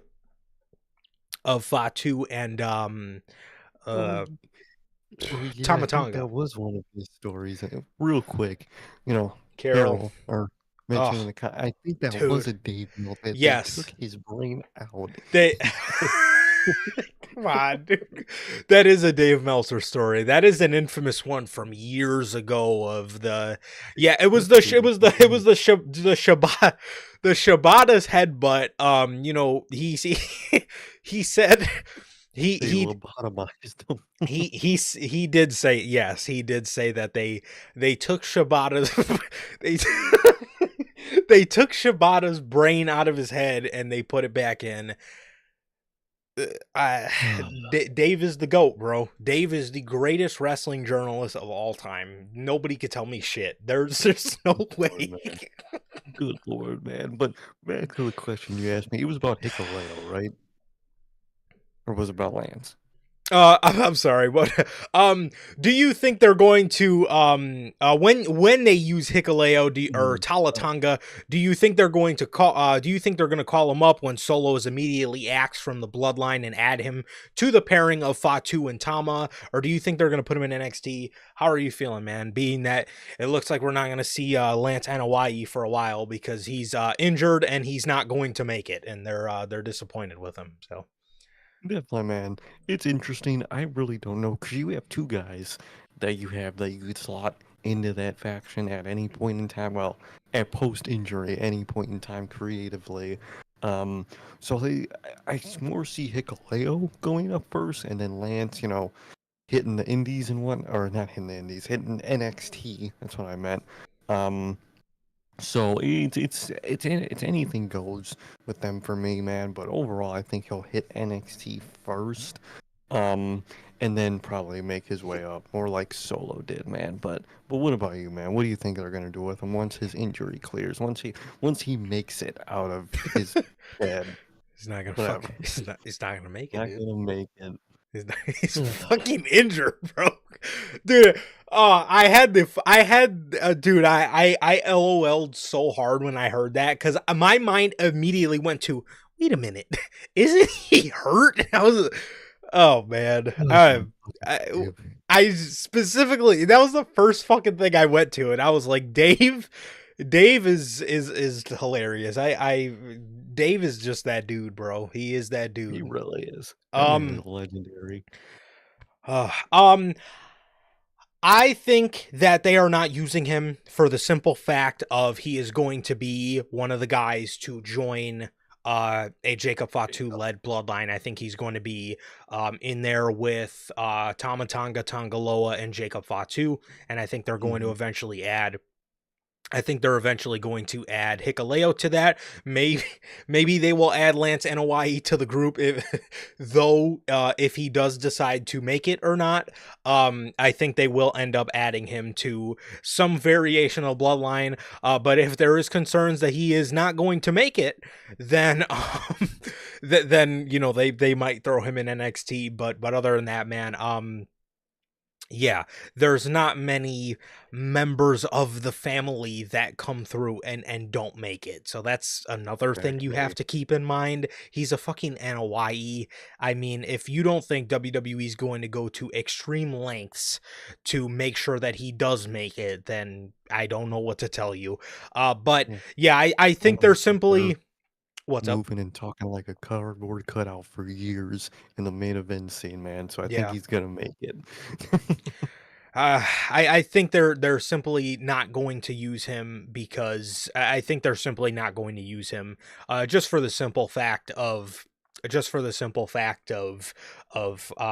there it not being the right time story wise to use uh Talatanga or Hikaleo or whatever, but you know, so yeah.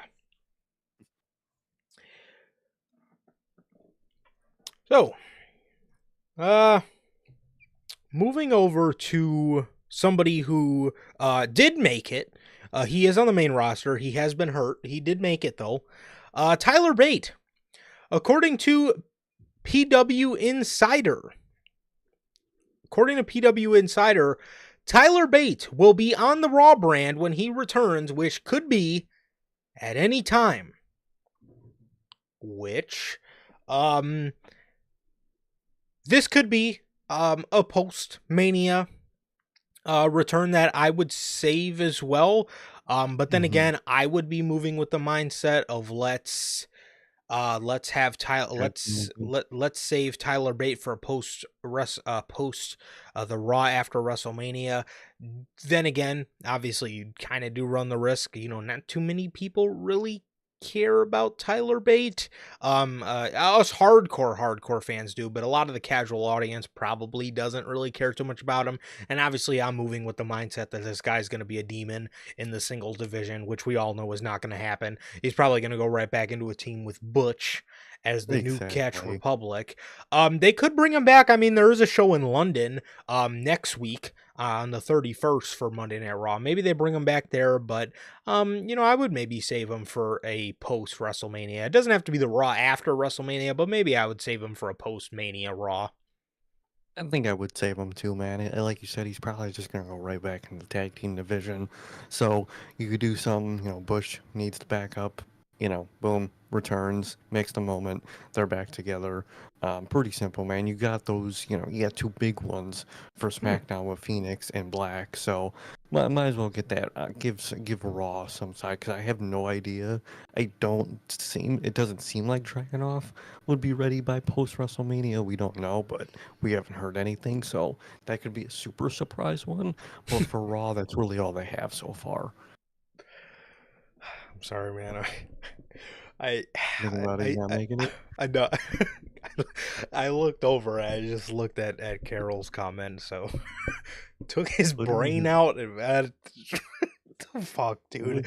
Um, if you really wanted to maximize Tyler Bates' return, you could have him come back with Trent Seven, but I think that's just me being a mark. I think the ship is sailed with that one. Yeah, probably.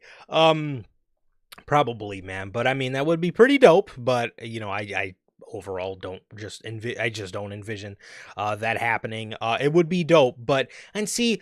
As much as I would like to see him be I would love to see him be a singles man, but for as much as they need tag teams, man, Pete Dunne and Tyler Bate are a great tag team. I just wish WWE would I wish, Emphasize. yes, I wish they would emphasize it, and I wish they would just make me care about seeing the new Catch Republic back, because they're a great tag team. Obviously, it's fucking Tyler Mhm. Bate and Pete Dunne, but it's just like, man, like I just wish WWE did more to make us fucking care about them, man. Um, but from one NXT UK Godfather to the next, Gunther. According to the Observer, we have another edition of the Uncle Dave Chronicles, as the original plans for Goldberg's last match was reportedly for a match against Gunther. Thank you, Dave. After he drops the World Heavyweight Championship. um. So, I, I, I I guess Dave might have just watched Bad Blood and seen the confrontation just now. I Exactly. guess I don't know what to tell Yeah. him. He's a little late, man. I think it's been confirmed for fucking damn near a year now. Is that's the overall direction for Goldberg's last match? Which, if they do want to build Gunther up as the guy or one of the guys or the primary heels on the show, that could be that could be a great option. You could also look at a guy like Braun Breaker. He's obviously very, very much like Goldberg, except Braun Breaker can actually wrestle. But Yeah, he does have a lot of Goldberg's move, and is very inspired by his Goldberg and attitude. stuff. So you could do that as well. But I mean, Gunther is not a bad choice as long as Goldberg doesn't go out on a victory. Exactly. That's all that matters.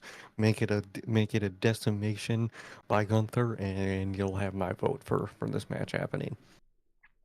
Yes, and one more last. Well, we're done with the WWE news. Now we're going to talk about a partner of WWE's before we get to the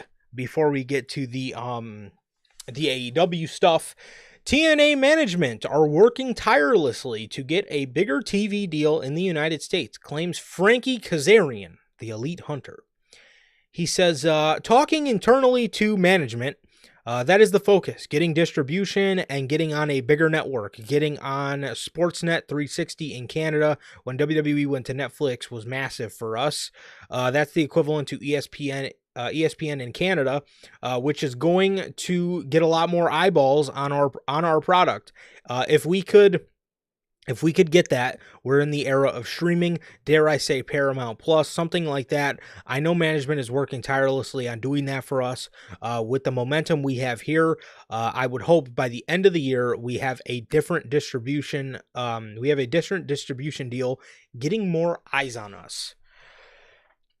Do you think this is something TNA needs, and do you think this is something that they could get, being that they are obviously business partners with WWE? I think it's something they need and something they could get, man. There's a good flow of talent with TNA. There overall people do like a lot of people in there. I mean, I'm sure WWE will have them by the time their contracts are up, but the way wrestling companies work, I'm sure there will be a flow of people coming in to take those spots of people leaving, man. So I think TNA's in a pretty uplifting spot right now, man. And I think they could get a nice little TV deal, and I think it would most definitely help their overall appeal, man. I think they can. But what about you, man? Do you think they could land one, and how much do you think it would benefit? I think it would benefit them a lot, and I think this is a huge plus from them working with WWE is, um, they're on a smaller network now. They're on Access TV, so, um, they obviously are on a network where, obviously it's smaller, and obviously, like Kazarian said, they're kind of looking towards streaming, and I think that's the Hmm. way to go, man. People in today's day and age, man, are looking for an app that they can pay a monthly service on and watch a bunch of shit on. You know what I mean? So a lot of that's just the way of the world, man. And you add TNA to something like that, and obviously it's going to get a lot more eyeballs, being that they feature WWE talent. They're partnered with WWE, so they do have a lot of NXT talent. And obviously, I'm sure we're going to be seeing the likes of AJ Styles and all these sort of guys come over and do work. Even bigger names than from what we just see the names in NXT. But no, I think I think that's what they need, and I think that would help them a lot because again, there are a lot of fans of what they do, man, and I think just more exposure would do nothing but help them. So yeah. Most definitely. So with all that, an official word from our sponsor here at NHP, W Energy. W Energy is a clean energy drink formula loaded with vitamins and nootropics, formulated to improve focus without getting the jitters, man. They are sugar-free, zero-calorie, free from fillers and artificial colorings, with 150 milligrams of caffeine per serving. You can get your W Energy products today with the link below and code NHP at checkout to save yourselves 10% on your next W purchase. As always, shout out to the official sponsor of what we do here at NHP. Thank you, as always, to W. Really, always got to thank them. Whether you got to stay up, work out, work. 20 con main event, so-called, use Fuck. quotations for that one, man. You really got to use W for those. Overall, it'll keep you up, it'll keep you jitterless, and it's going to taste good all at the same time. There you have it, man. So,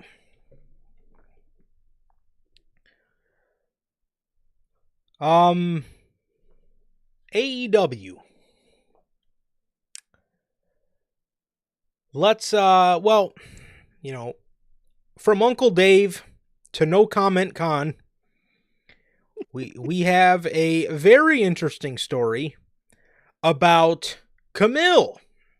Oh, You guys remember Camille? no. Well, you know what? You know what? I remember her being mentioned by an Oh, outside celebrity at an AEW we, pay-per-view pre-show. yeah, they did have Camille Brickhouse on set. Good lord. That's literally the last time I fucking remember about her. Good lord. Goated line. So,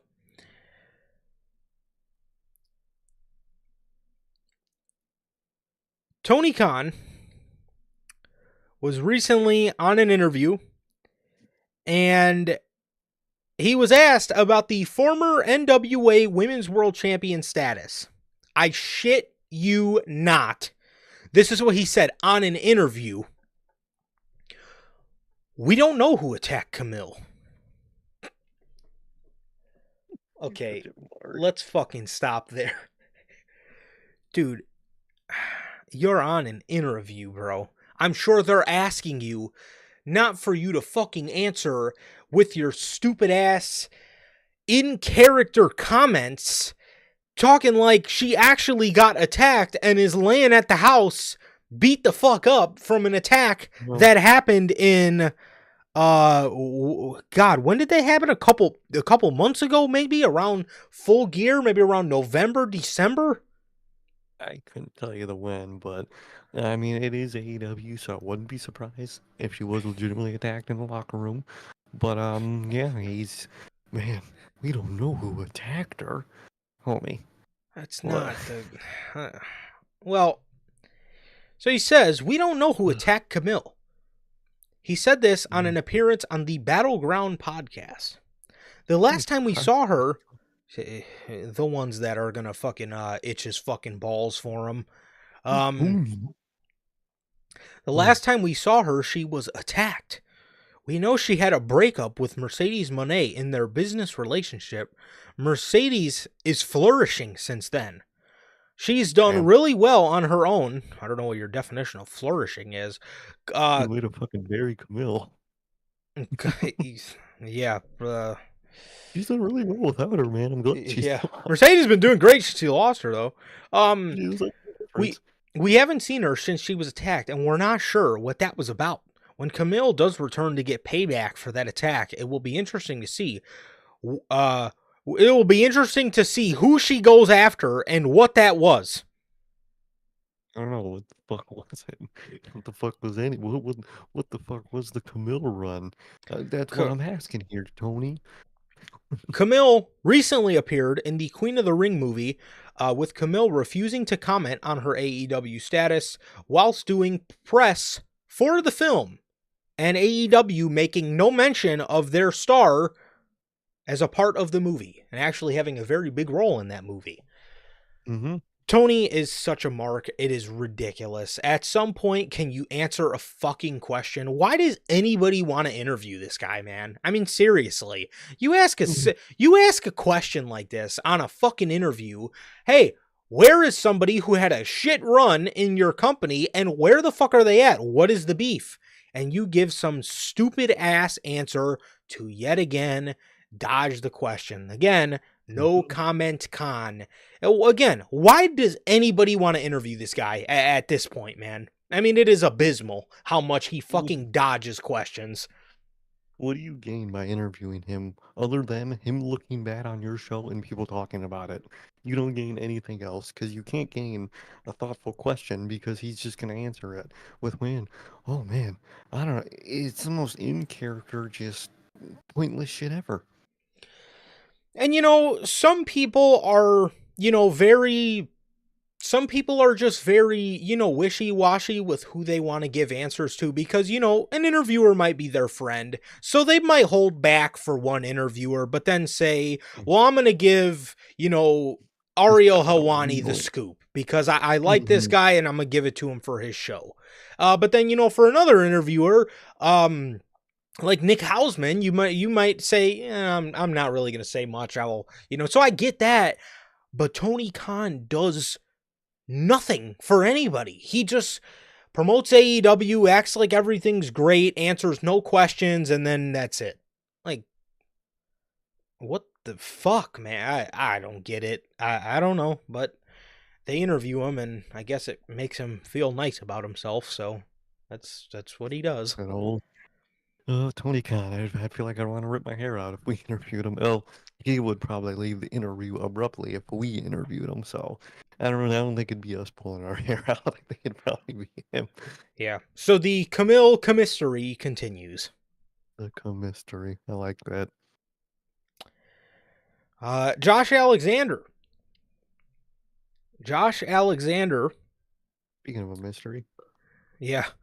The reason, well, no longer, because Josh Alexander, and the reason for his delay on his Oh, AEW debut.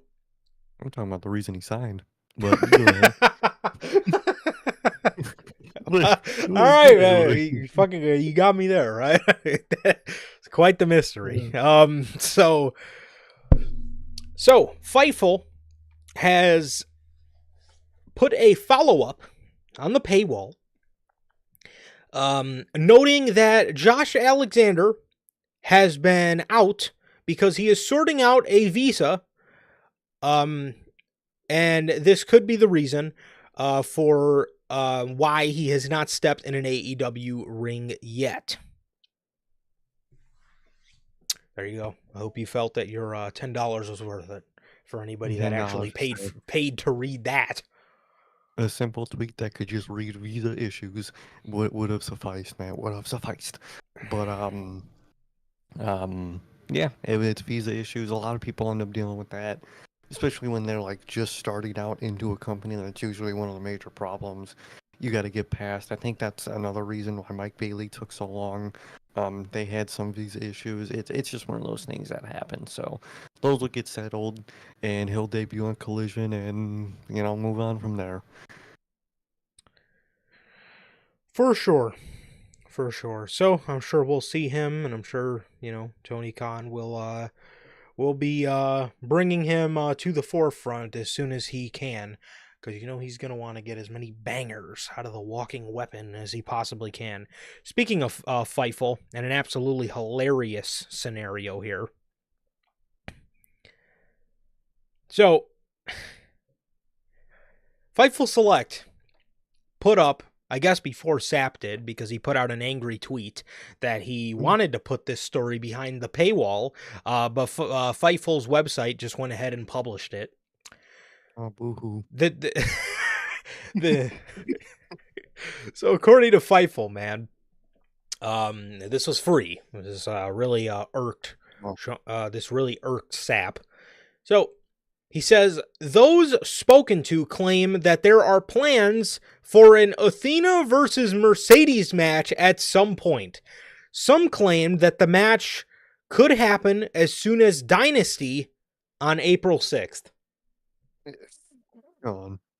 Sean, my boy, Sean, you're gonna put fucking 5, 10, whatever fucking dollars behind, man, this obvious thing is being hinted at on Dude. TV. This might happen one day. Pay $5 here. It might happen eventually at some point. Bro, you're mad that people didn't get scammed for that shit. That shit's just wild to me, man. That shit is genuinely wild to me. You are seeing Billy Starks face Mercedes Moné. And Mercedes Moné cuts a promo afterwards and says, Billy is great, but who's teaching her? Obviously, we all know about Athena, and Billy's connection. That is so blatantly obvious and such a scam. Again, who is paying $10 or whatever you pay? I don't know. Who is paying that? Yeah, whatever. Who the fuck is paying that to see shit like that when you can just watch the show and see, oh, who is she calling out when she's saying, who trained you, Billy? Obvious fuckingly, it's leading to Athena versus Mercedes, and it looks like it's going to happen at Dynasty. I would have rather them did it at All In.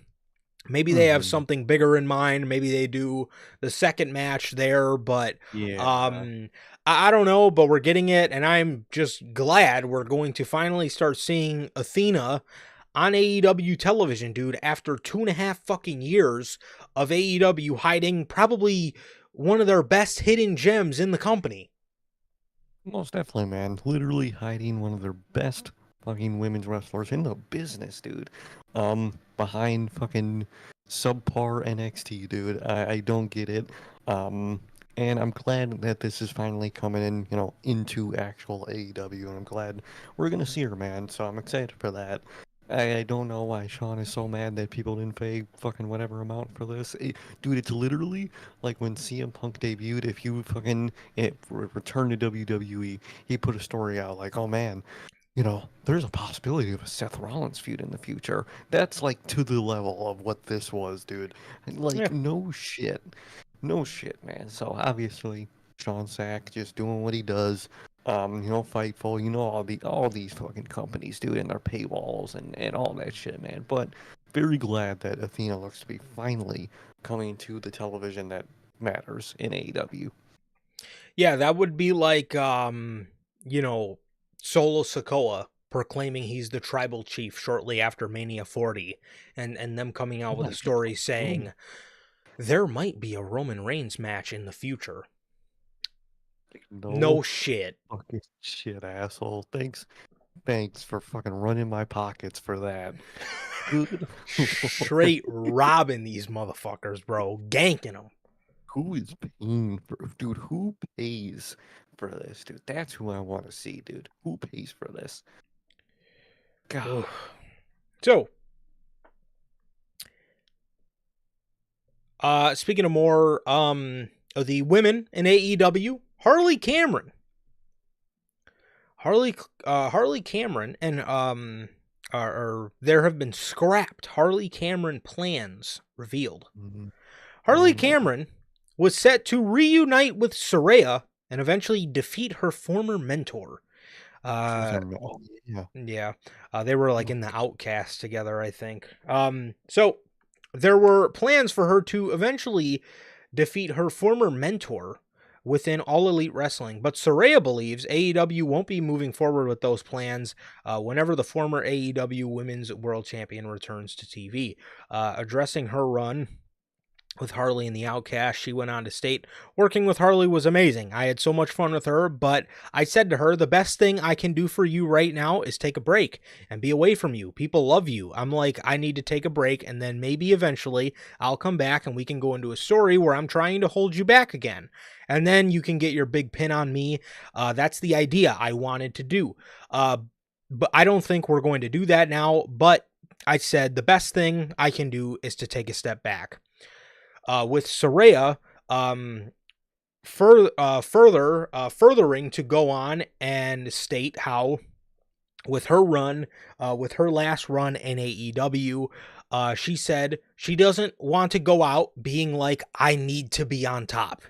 And she knows that the end is closer to the beginning for her, and she wants to have people beat her in this stage of her career because it would be more beneficial to them than it ever would be to her. And again, she does not want to be one of these people saying she needs to go out being on top and in the last stages of her career. I give Soraya a lot of slack just Mhm. because she has relatively been pretty washed up for her time in AEW.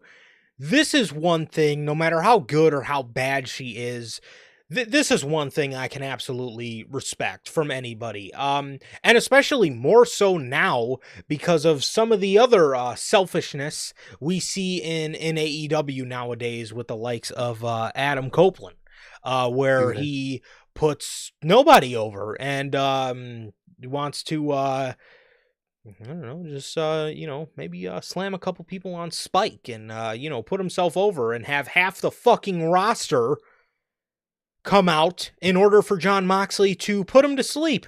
So, yeah. well, oh, dude, I can't wait for fucking Monday with that shit, man. Dude, I sent you a TikTok, or not a TikTok, a Twitter video, and it's a video of all his bumps during that match, There and was it's literally six. like a 26 bumps. He 6 took that bumps and a whole bulldog choke. program. Dude, insane. I cannot wait for Monday, because holy fuck, man. But back to the story at hand. Like you said, dude, you gotta give it to Soraya, man. A lot of people, you got literally like Cope, man, like a Goldberg, like all those type of older guys that just got to win, win, win, because they can't let go of the past. Soraya, she's obviously willing to lose, man. She wants to put her friends over. She wants to put the new women in the division over. She does care at the end of the day. Like you said, I do agree. I think she overall just isn't performing to what she used to, man. And I think it's very apparent of that. And I think that's also another reason why we don't really see much of her on AEW television at this point, man. But overall, dude, that is a great mentality to have in an older act like Soraya, man. So I'm glad she has that mentality. Very thankful for that, man. So hopefully we get more people with that mentality, man, because boy, would it be nice to get an AW right now. Yeah, you're not lying, bro. You are not lying, man. So, yes. Well, speaking of more storylines in AEW, we got Jeff Jarrett and his retirement tour. Oh, Well, classic Tony Khan. Fightful Select reported that Sean Ross Sapp was asked why AEW decided to abruptly end Jarrett's angle instead of letting it play out as initially planned. His response was blunt. It wasn't good. It didn't work out. They moved away from it. The retirement storyline had originally been expected to run longer, with Jarrett locked into a feud against MJF. Over the past few weeks, MJF and Jarrett exchanged heated insults, leading to many believe they were in a rivalry. However, People expected more of an extended payoff. Tony Khan had other ideas. Sapp previously explained nothing in AEW is guaranteed until Tony Khan gives it the green light, and then eventually plans change. Many storylines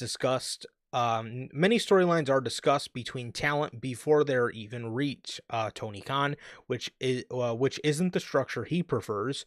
While Khan may approve certain ideas, he often tweaks their lengths or direction. We This is know. exactly what happened with MJF and Jarrett. Sapp revealed that the plan had originally been for the rivalry to run much longer, but Khan pulled the plug, deciding to move towards MJF and Hangman instead. For example, MJF and Jeff Jarrett, that was supposed to go much longer. It was going to be, but Tony Khan was like, no, I've got other ideas with plans of MJF and Hangman. So that did not end up happening. The end of Jeff Jarrett's retirement tour was made clear when MJF insulted him after Jarrett's failed to win a world title shot on the February 5th episode of Dynamite. The same night, MJF pivoted into a fiery promo against Dustin Rhodes, signaling a shift in direction. How could you pull the plug on Jeff Jarrett, but you won't pull the plug on the Death Riders? And wait, dude, I'm not even a big Jeff Jarrett guy, but holy shit, way to make him look like a fucking ass on TV. He's literally retired. I'm sure, like, the contract related stuff in the story is very true about, he signed one last contract for 1 year and then he was going to retire, all that. He goes out there and says that, and he's not going to be able to mention it now, even though it's still technically actually happening because you fucked up the story. Like, fuck. I'm not even a Jeff Jarrett guy, and that's fucked up to do to the guy. Yeah, that would be like John Cena announces his retirement tour, and He's WWE threatening. just says, "Hey, we were thinking about having WrestleMania plans for you, but I think we're just gonna sit you out this one, bro. Like, What what? are you doing?" What? Um, well, you know it. It is. It is fucked up to do to Jeff Jarrett. I guess personally, man, but from a TV standpoint, I can't really Man, say I'm too upset about this. That was awful television. Nobody it's garbage. believed, nobody wanted to see him win a fucking world championship. This was nothing more than Tony Khan seeing the success or the hype built around what John Cena was going to do for his Hmm. retirement tour. This was nothing more than that, and Tony trying to capitalize on that because he wants to, I don't know, be like WWE, I guess, or he wants to do something along those lines, man. But this is obviously something that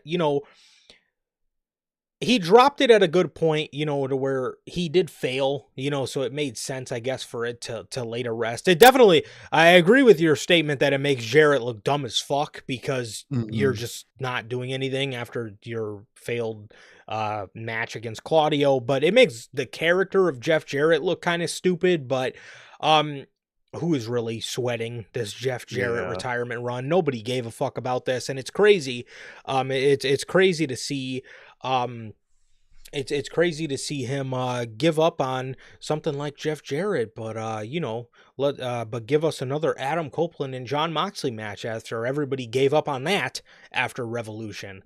Well, And fucking they before Revolution.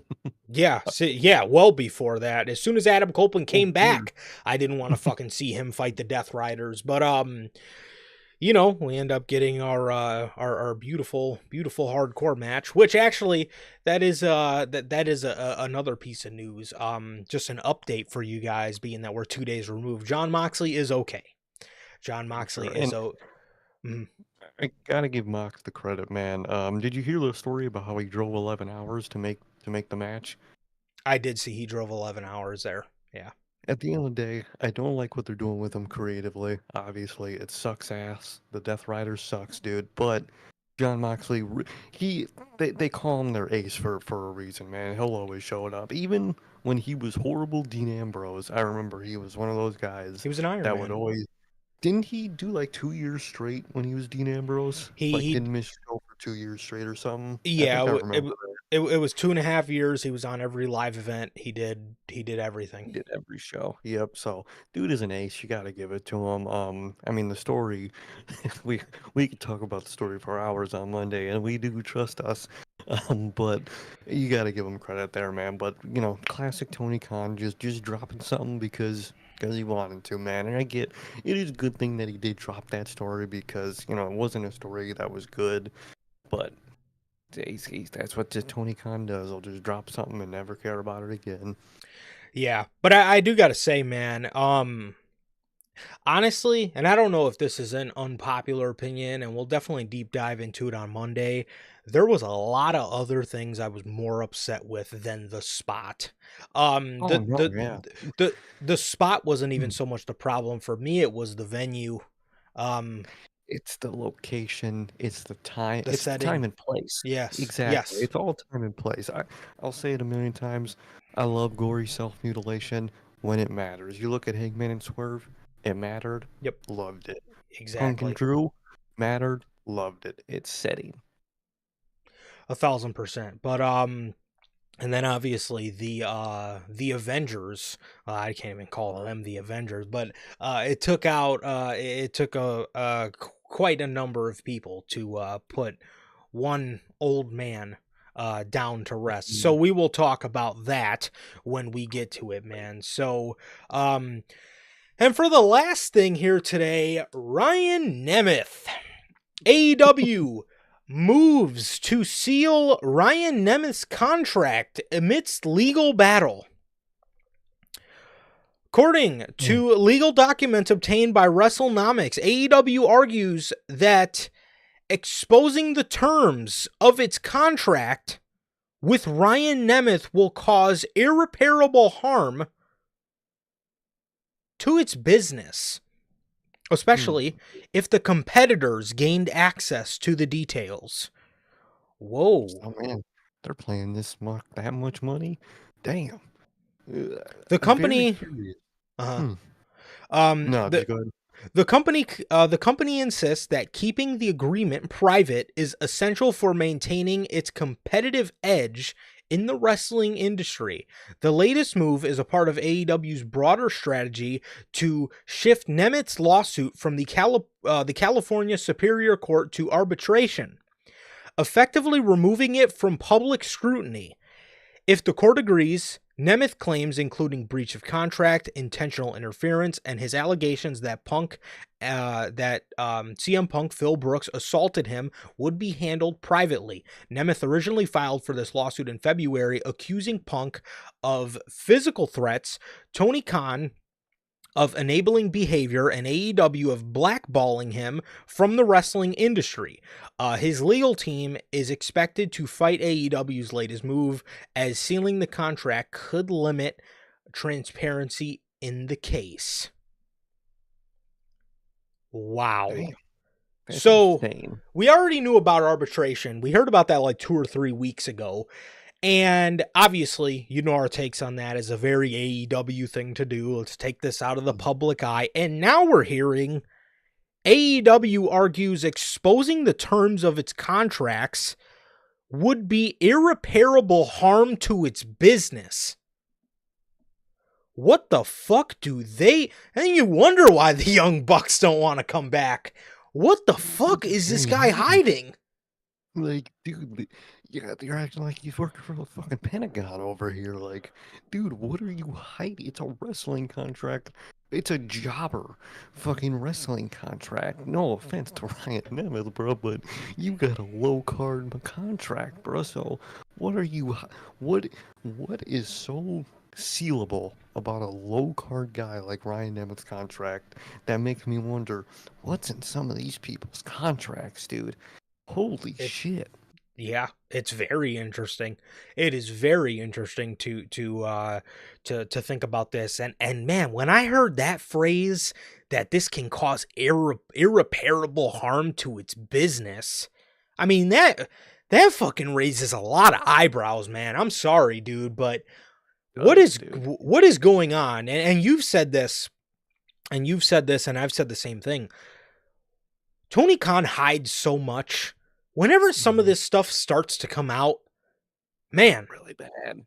this must be really bad, and it seems to be really bad, man. But yeah, I mean, like you said, man, for a contract like Ryan Nemeth's, what are you hiding there, man? It is crazy. It is crazy to think, man. It is really crazy to think. But I don't know, dude. We'll just have to wait and see what exactly happens, and if the California Supreme Court approves this arbitration. And I fucking hope not. And I hope all this shit gets made public, man. Because if Tony Khan's doing some shady shit, you can't be out here, making tweets about other wrestling promoters and talking about how they got other things to worry about when it seems like Mhm. you have other things to fucking worry about too.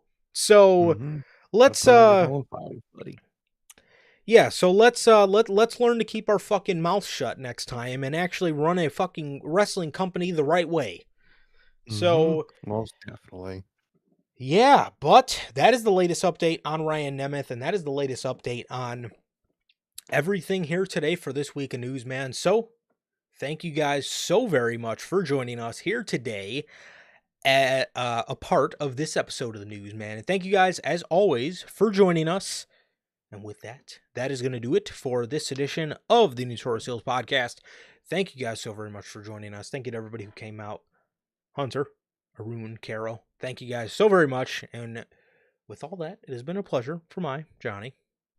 And Sir K. And that is going to do it for this edition of NHP. This has been episode 258. Once again, we will be live on Monday around 5:30, 6 o'clock Central Time after Monday Night Raw, whatever time Monday Night Raw ends. Mhm. You can catch us. You can catch us then. And with all that, that is going to do it, man. Thank you guys so very much. Please like, comment, and subscribe. We will see you guys Monday, 5:30, 6 p.m. Central with NHP Unscripted.